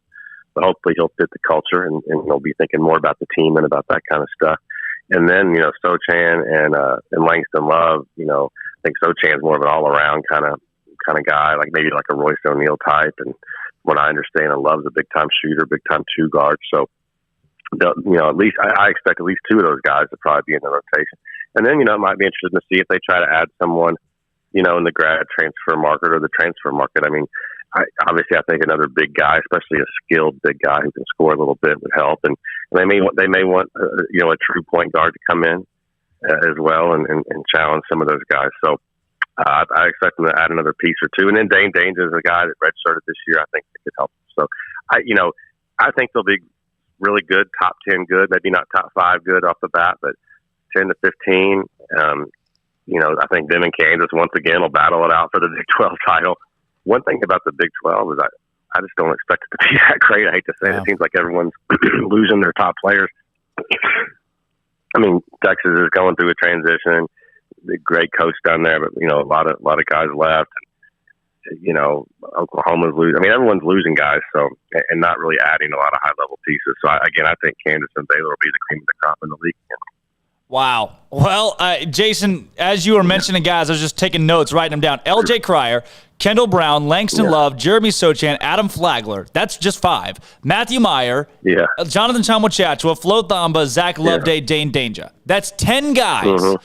And, 8 of those guys, we really know that they're going to be good and be able to play at an elite level of college basketball. Still maybe a couple question marks there, but that right there is a top 15, top 10 at least roster before Scott Drew. And you add the culture in there, they're going to be just maybe not as good next year, but the building blocks are there for another great season. I think so. And, Flagler's a big-time guy. And Myers, if he has a good year next year, that's a first-round draft pick. JTT, look what he did this year, and then think about it. He's nowhere close to being as good as he's going to be. So that's what excites me. With freshmen, when I used to cover Kansas, one thing I learned is all off season, all people want to do is talk about the freshmen. They're so excited, and they because we spent a year hyping them up, right? We watched their all-star games, picked apart their strengths and weaknesses, and now they're coming in, and then all of a sudden it's like a little bit of a letdown not because they're not good, but it just takes them a while. Not everyone can just step on campus and be Cade Cunningham. College game is different. It's harder. Coaches want you to defend. You haven't done that before. All of a sudden you're playing in front of 20,000 people. It's not as easy. It's not easy to go to Allen Fieldhouse, when you're, I'm just kind of a little hesitant to put too many expectations on those guys. And when you have a guy like Brown, who's supposedly a, first round caliber guy in a year, maybe he's a guy that's really going to help immediately. But if there's other guys that takes me, that's fine, because that's why you have a Flagler and some of these other guys. That's why maybe you add a a fifth-year or fourth-year transfer that can fill in and let a guy like Langston Love kind of have a transition year. So I think they're going to be loaded and deep, like you said, 8 to 10 guys that can get on the court and play next year. I love it. Jason, Bear Games question of the day. Today we got Paul Biancardi joins us coming up after this break. Before we get to that, though, Bear Games question: if one Baylor assistant was to leave, it could be anybody, and they had to go to a Big 12 school, where would you have them go?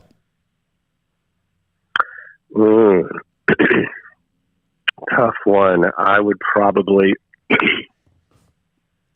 I want what's best for all those guys. I think that, a Jerome Tang would be really, really good anywhere, in the state of Texas. I mean, I could see him flourishing at Texas Tech or TCU. I mean, let's just to kind of it's kind of a boring answer, but, send Jerome Tang to TCU. He's real connected in the Dallas-Fort Worth area.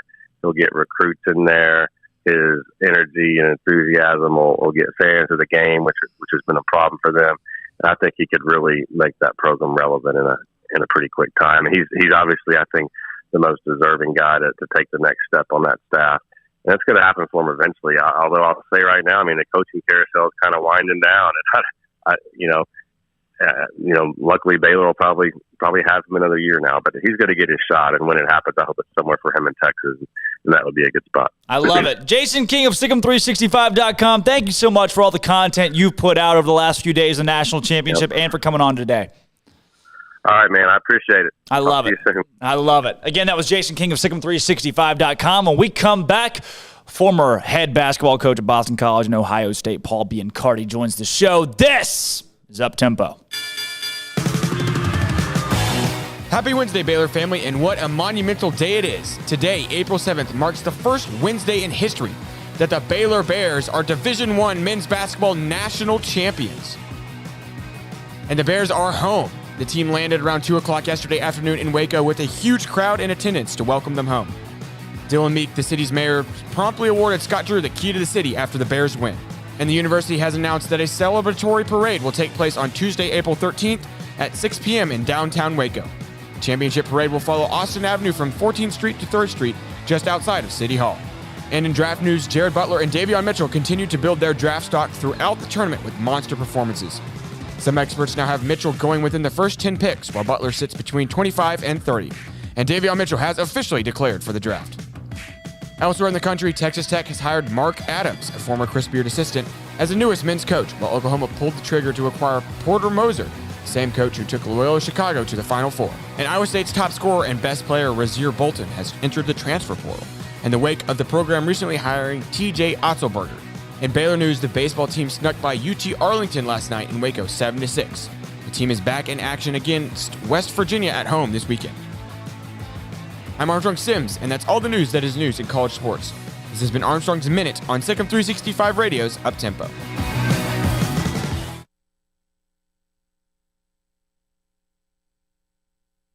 With so many companies and policies out there, it gets so confusing shopping for insurance, and I never know if I'm getting the policy that's right for me. Luckily, I met the team at the Niche Group Insurance Agency. With the Niche Group, you can go to one company and get access to coverage options from many insurance carriers, and you get to speak to a real person about your specific coverage needs. With the Niche Group, I know I'm getting the right coverage at the right price. If you need insurance, talk to the experts at the Niche Group at 1-800-258-8302. Southwest Sports Medicine and Orthopedics, the team physician of Baylor Athletics. Our doctors specialize in the diagnosis and treatment of any and all sports-related injuries. Celebrating over a decade of service in Central Texas, our doctors are equipped to handle a wide range of issues, whether it's your foot or ankle, orthopedic spine care, your hand or wrist, knee and shoulder pain, or if you're in need of our arthritis or total joint clinic. Come see us at the new Baylor Scott and White Ted and Sue Getterman Sports and Orthopedic Center. Trusted doctors at Baylor Trust, Southwest Sports Medicine and Orthopedics. Our goal is to get you back in the game. Hey, this is Bryce Petty, former starting quarterback and two-time Big 12 champion, and I know firsthand the importance of being in top shape both on and off the field. So listen up, men.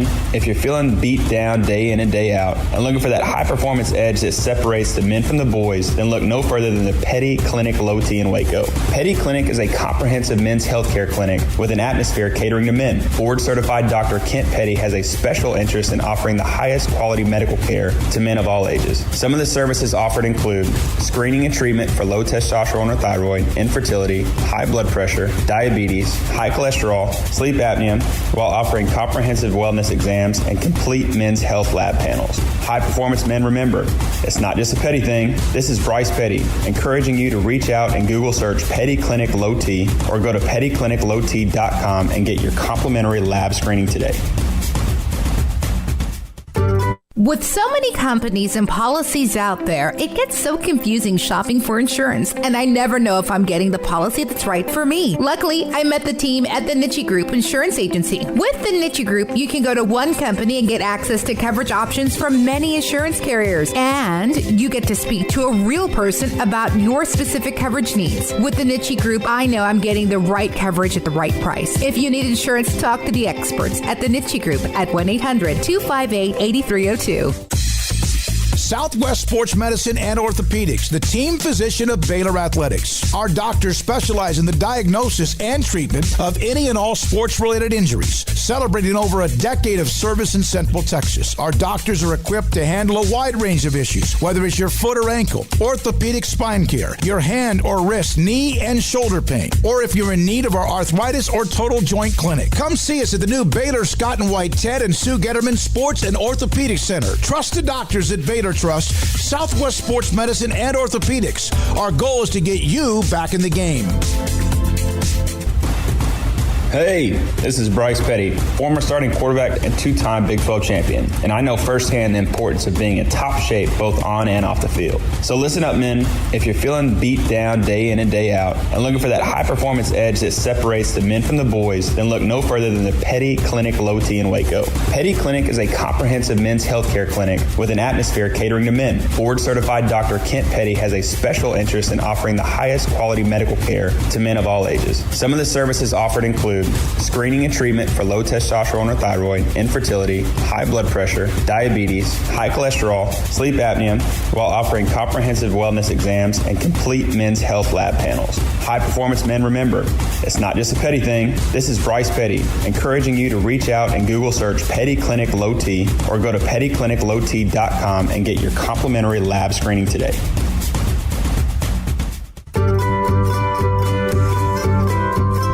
You want to know why Stonewood Dental is so successful? Listen to what happy customers have to say.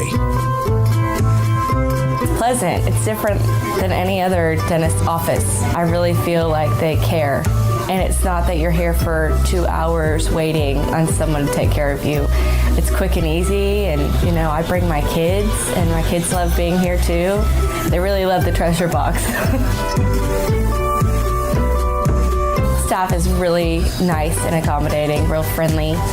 You feel more like home. It's not sterile looking. Everybody has their own personalized rooms with decorations and decor, and they'll even have a blanket for you when it's cold. I've recommended people to actually come here, and they are patients now. I really love it here. It feels like family. Learn more, stonewood-dental.com. How much you want to make a bet I can throw a football over the mountains? Welcome back to Up Tempo on SicEm365 Radio. Paulie, give me some of your tots. No, go find your own.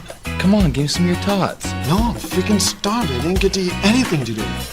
Call us on the Impact Health Labs caller line at 254-339-1122. Brian, don't be jealous that I've been chatting online with Dave all day. Your place for a Baylor take on your lunch break. Here's Drake Toll. And welcome back into the Petty Clinic Low T Bears Den. It is Wednesday, the first ever Wednesday after a Baylor men's basketball national championship. Crowned kings of the sport on Monday night with an 86-70 win over Gonzaga. And on the show today to help break it down, Coach Paul Biancardi, who's at ESPN now. Coach spent time at Boston College, Ohio State, Wright State, St. Louis. I mean, where haven't you been coaching basketball? And now with ESPN breaking things down for those guys. Coach, what did you see Monday night when Baylor won against Gonzaga? I saw a tremendous defensive effort. I thought that was the focus of the game plan, and I thought the defense for Baylor kind of got their offensive confidence in rhythm. They made shots. They were sensational in the first half shooting it, but I thought they fed off of their defensive pressure in the half court. And, they won that game from box to wire, and they never looked back. They were challenged a little bit in the second half, and they did a fabulous job responding to the challenge. I just thought there was domination on both ends of the court, but it started on the defensive end. If you remember that first TV timeout, it was 11-1 in favor of Baylor. Now, you score 11 points in 4 minutes, that's good. That's pretty good. But when you hold Gonzaga to 1 point in 4 minutes, that's sensational. Coach, one of the things that one of your colleagues, Stephen A. Smith, mentioned was that within the first 2 minutes, he told Scott Drew, he said, in the first 2 minutes of the game, I knew who was going to win. The physicality of the game. Gonzaga was supposed to be bigger, faster, stronger, and Baylor, it seemed, bullied the Bulldogs. Would you agree with that assessment? Yeah, I don't know if bullied was the right word, and I don't know if Gonzaga is faster than Baylor. I think Baylor has some pretty good athletes that are faster and maybe quicker. Obviously, the Zags are maybe bigger, especially with Drew Timme, but I think they were the more aggressive team at the beginning. And I think what impressed me the most is how Baylor sustained their aggressiveness all game long, because I think we all sat there at halftime and said, okay, when is Gonzaga going to make their comeback? How are they going to make their comeback? How will Baylor respond to the comeback? And Baylor responded beautifully, and Gonzaga made a short run at it. Just seemed like they didn't have the energy and the pep that they had maybe in the night before, 2 nights before against UCLA. I do think that UCLA game kind of got Gonzaga a little bit exhausted for the national championship. I can only tell you this, by being in a Final Four, there's so much excitement and there's so much going on, even without fans there, is that you get drained out going there. Then you had a game that really drained you against UCLA. And the turnaround time is just not enough to come down off of that overtime buzzer beater win and get prepared. Now, they were prepared and they knew what was at stake, but I'm just telling you, the human element as a player, it's hard for those guys to get sky high so quickly. I think after such an emotional game on Saturday night, they did their best, and Baylor had a lot to do with that. I mean, Baylor threw a knockout punch early, and it almost sustained into the second half. But Zags had fight in them in the second half. You thought for a minute they were going to come in and get that game tied up, but Baylor never took their foot off the gas pedal, and that is a great testament to Scott Drew and his staff and the entire program, especially during a season like this. Coach, when you look at this Baylor team, they don't have the NBA talent of those amazing Houston teams, those runs with Phi Slamma Jamma. The NBA talent that you see from some of these Kentucky teams, the 2015-16 Kentucky squad. That said, this team, the depth, with Jared Butler and Davion Mitchell, Maceo Teague, there's so many names, Matthew Meyer, you're throwing at people.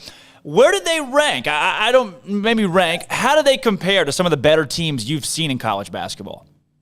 Well, think about this. They won the national championship without any McDonald's All-Americans. And the last two teams that I remember to do that was 2014 Connecticut Huskies and 2002 at Maryland with Gary Williams. But they do have a strong collection of talent. There's no denying that.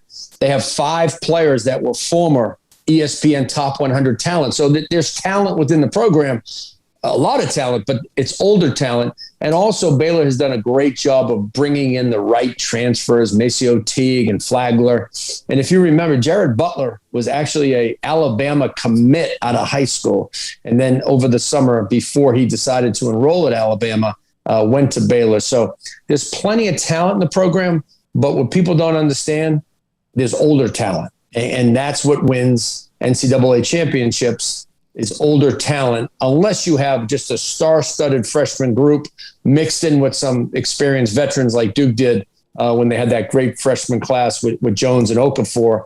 And then they also had, Emil Jefferson and Cook as their upper class leaders. So you have to have a great blend of freshmen and upperclassmen, or you just have to have a lot of veterans, transfers, and some guys willing to come in off the bench who know their role. But I love the way they constructed their roster over the years. Coach, when you think about those teams that have won championships in the last decade, you mentioned Duke and maybe that 2012 Kentucky team that had star-studded freshmen. They got them over the hump. But looking at the Villanovas, the Baylors, even North Carolina, what Roy Williams was able to put together, Connecticut, does this prove that the one-and-done culture does not sustain championship teams quite like those squads that get old? I think they both can win it. And I think that's what it proves. When you talk about the Kentuckys and the Dukes of the world that won it with one-and-done type players, they also had other players, as I mentioned to you, on their roster. They weren't all one-and-dones. In fact, the 215 team for Kentucky, they had a lot of one-and-dones. They went undefeated until I believe they lost to Wisconsin. But the Villanova teams, the Virginia teams, the Baylor teams, they get top 100 talent. Let's not say these teams don't have talent, because that's a misnomer. They have talent that's older and experienced. And the hard thing today is to keep that talent around before that talent decides to go into the NBA draft when they're probably not ready, or when that talent decides to transfer somewhere else because they think they have a better opportunity. That to me is the part that's intriguing, how Scott Drew and his staff, they get some really good transfers. I know guys transfer out, but their main players have stayed together over the course of time, and they've grown together, and this is the result. Coach, you talked about the lack of McDonald's All-Americans on this Baylor roster and how it's surprising for a lot of analysts to see that's not there for Scott Drew and Baylor. So when you say, okay, this is a Baylor team facing off against the North Carolinas, or the Wisconsins, I should say, they beat in the tournament, or the Villanovas, or the Arkansas, who's now become a powerhouse, Houston, and you think, okay, how did Baylor do it? When you look at talent, away from talent, I should say, into chemistry. How much does that matter, specifically for this Baylor team, the chemistry, the culture of Scott Drew that he's built? You can't win a regular season championship. You can't win a conference tournament, and you certainly can't win a national championship unless you have chemistry. We all love to talk about talent because we all gravitate towards talent. But this team plays, as Scott Drew says, with the joy. There's a happiness, and there's also a great unselfishness among this group. 18 of the 30 field goals made by Baylor were assisted. That's an outrageous number. So when I look at chemistry, I look at assists, and I look at how they help each other defensively. And we know Baylor is an elite defensive team. I thought the pressure they put on Gonzaga in the half court in terms of just ball pressure and then weak side help and rotation was fantastic. The way they scrambled out of situations. I mean, they held Gonzaga, I believe it was less than 30% from the three-point line. So it's really, really important to have chemistry. And that begins in the offseason. It begins by the head coach. They try to foster chemistry through different things off the court, spend as much time. And you guys know this. Every team spent a lot of time with each other this year, probably too much time, more time than they wanted to together because of quarantine, in their hotel rooms. But this Baylor team had a real love for one another. Without a doubt. Coach, from gameplay, the national championship for Baylor, to now NBA prospects on this team, whether it be Jared Butler or Davion Mitchell, those are really the two that are getting the most love right now. I know Matthew Meyer has moved up in the top 55, I think, in the ESPN draft projections, but it's really Butler and Mitchell that have all the talk right now. Last time you and I talked on this show, Davion Mitchell was around 28, 29, and now we're seeing him up in the top 15, in some cases top 10. What's going on with him? Well, this is what happens when you improve and you help your team win on the biggest stage. That's why there's a debate. Do you go to the G League and train and play where not many people see you? Or do you do it on the biggest stage, which is college basketball, and you have all the television cameras to see how you impact winning? And so Davion Mitchell, to me, is right around that end of the lottery. Defensive Player of the Year 2-time. Okay, that means something in the NBA.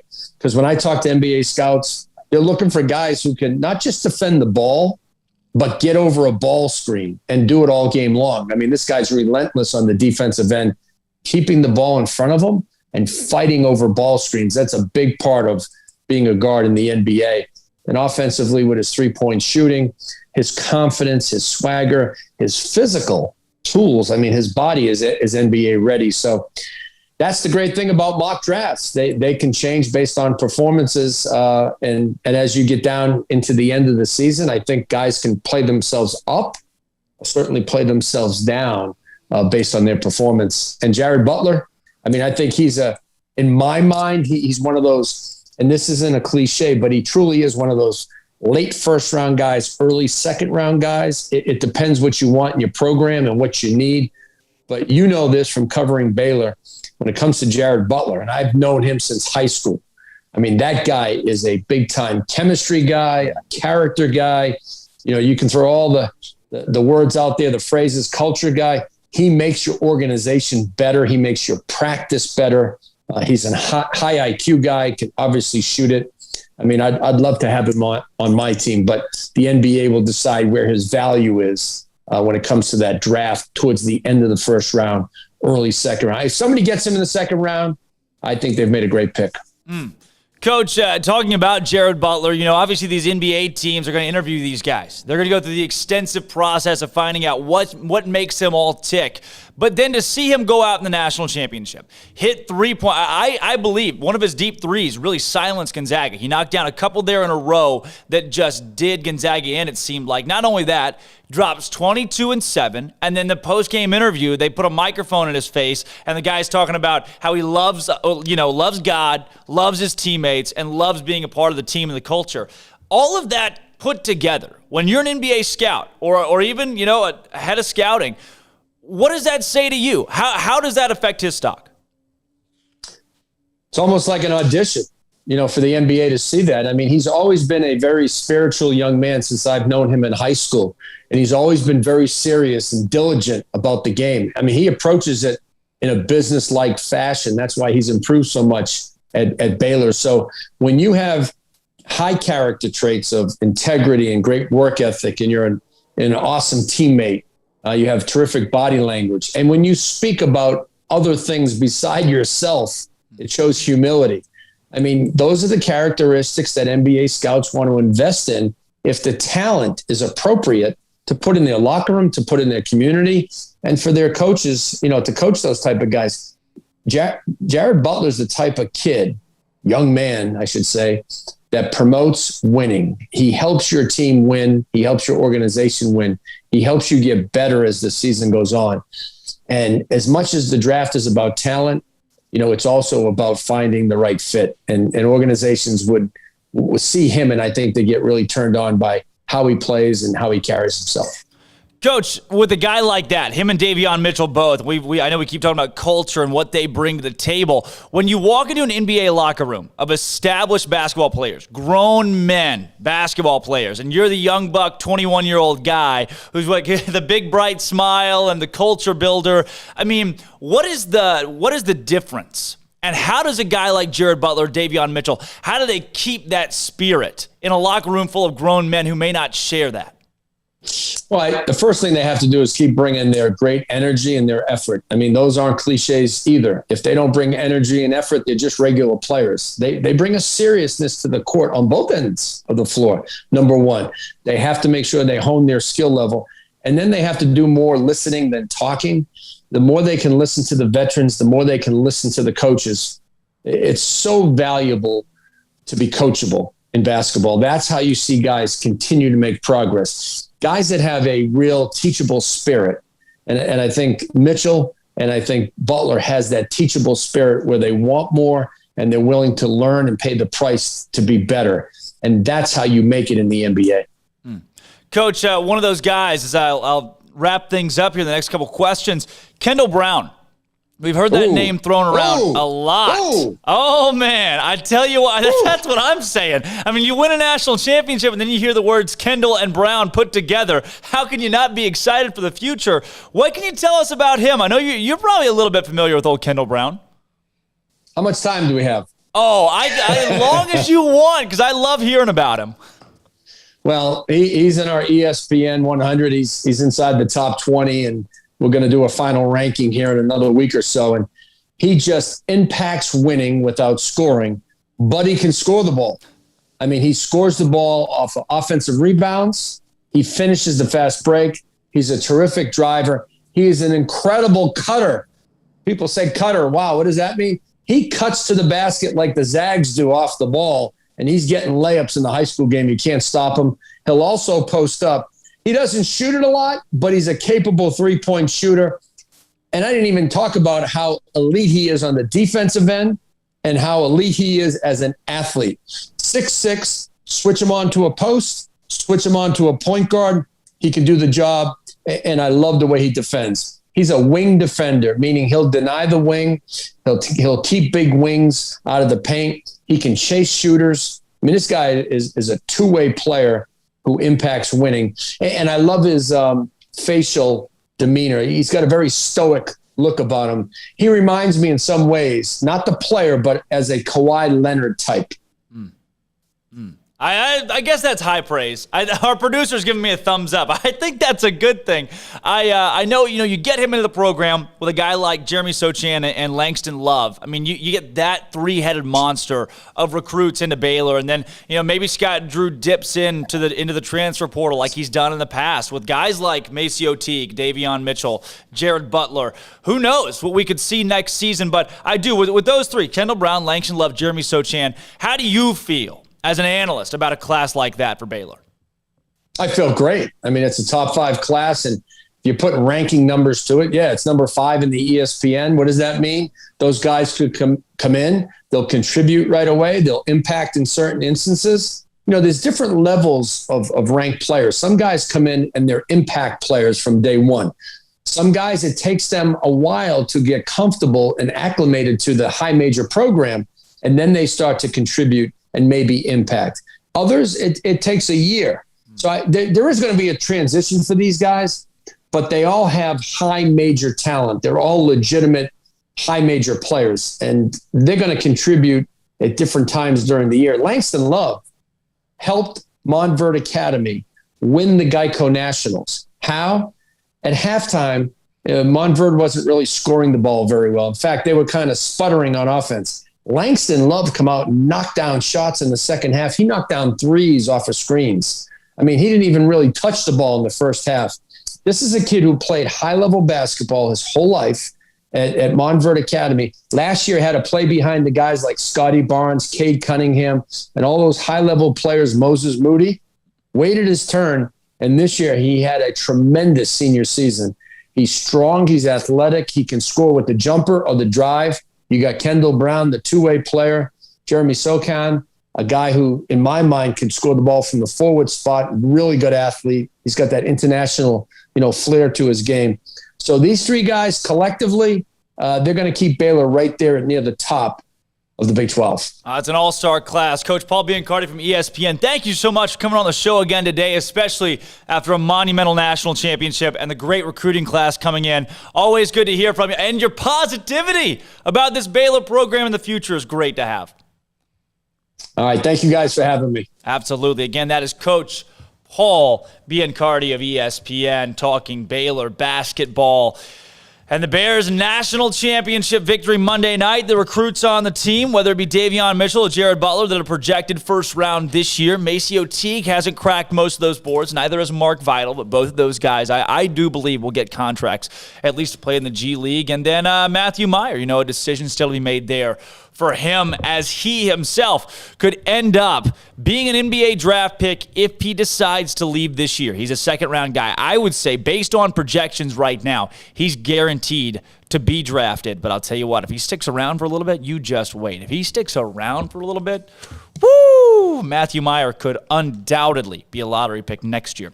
All right, celebrity birthdays for old Armstrong, who's been putting in some work over there, doing a little mid-show workout. Armstrong birthdays today. We have Jackie Chan. It's Jackie Chan's birthday. 63. 63. 67. Wow. 67 for old Jackie Chan. I have a doctor's today. appointment in 3 minutes. Like what? Like via Zoom? Yeah. Or aw, sweet. You want to bring him on the show or her? HIPAA. You can't ask me that. You're not allowed. Oh, to bring them on the show? You're not allowed. To ask to bring them on the show? Yeah. Oh, sorry. Herpa. Hardly Noah. HIPAA. Hardly Noah. Billie Holiday. Billie Holiday would have been how old today? No clue. 90. 106. All right. Russell Crowe's how old? Ooh, 65. 57. Russell Crowe's 65? Young. He's young. Yeah, Les Miserables. Russell Crowe? Yeah, I know who Russell Crowe is. Do you? 65. I'm not good with. Torrin Wells' birthday is today. He came to Waco not that long ago. Torrin Wells. Hills and 30. valleys. 35. Didn't expect that. Rocks. It says rock singer. Okay. Maddie Hoyt is a TikTok star. It is her birthday today. Congratulations, Maddie Hoyt. His name's Ole Kirk Christensen. What did he do? Was a carpenter who made wooden toys. Oh, he's the founder of Lego. Oh, then 100. 130.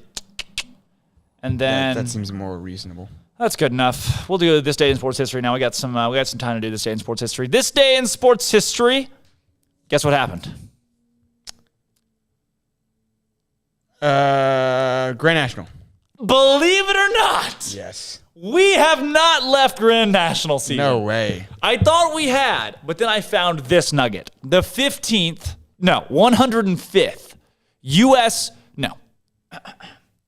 I'm back. The 105th Grand National, John Bullock wins aboard 40-1 shot nickel coin. Of 36 runners, only 3 complete the course. Only 3 complete the course at the 105th Grand National? What happened to the rest of the horses? 33 horses didn't finish the course. In what year? 1905. 1951. 105th? 105th? Yeah, this was the 105th. We're getting. I didn't hear that. Yeah, we're getting better at this game. We shouldn't have. I have zoned out. Do you think Grand National still happen today? Yeah. Oh my gosh! I think so. The 144th Grand National, Marcus Armitage aboard 16-1 bet Mr. Frisk. 91. Wins in race record 8M47.8. 2 What? 2 equine fatalities during the race. What is this? What is this? What is this, Matt? What is 2 of them? What are they doing this race? In which Baylor Bears are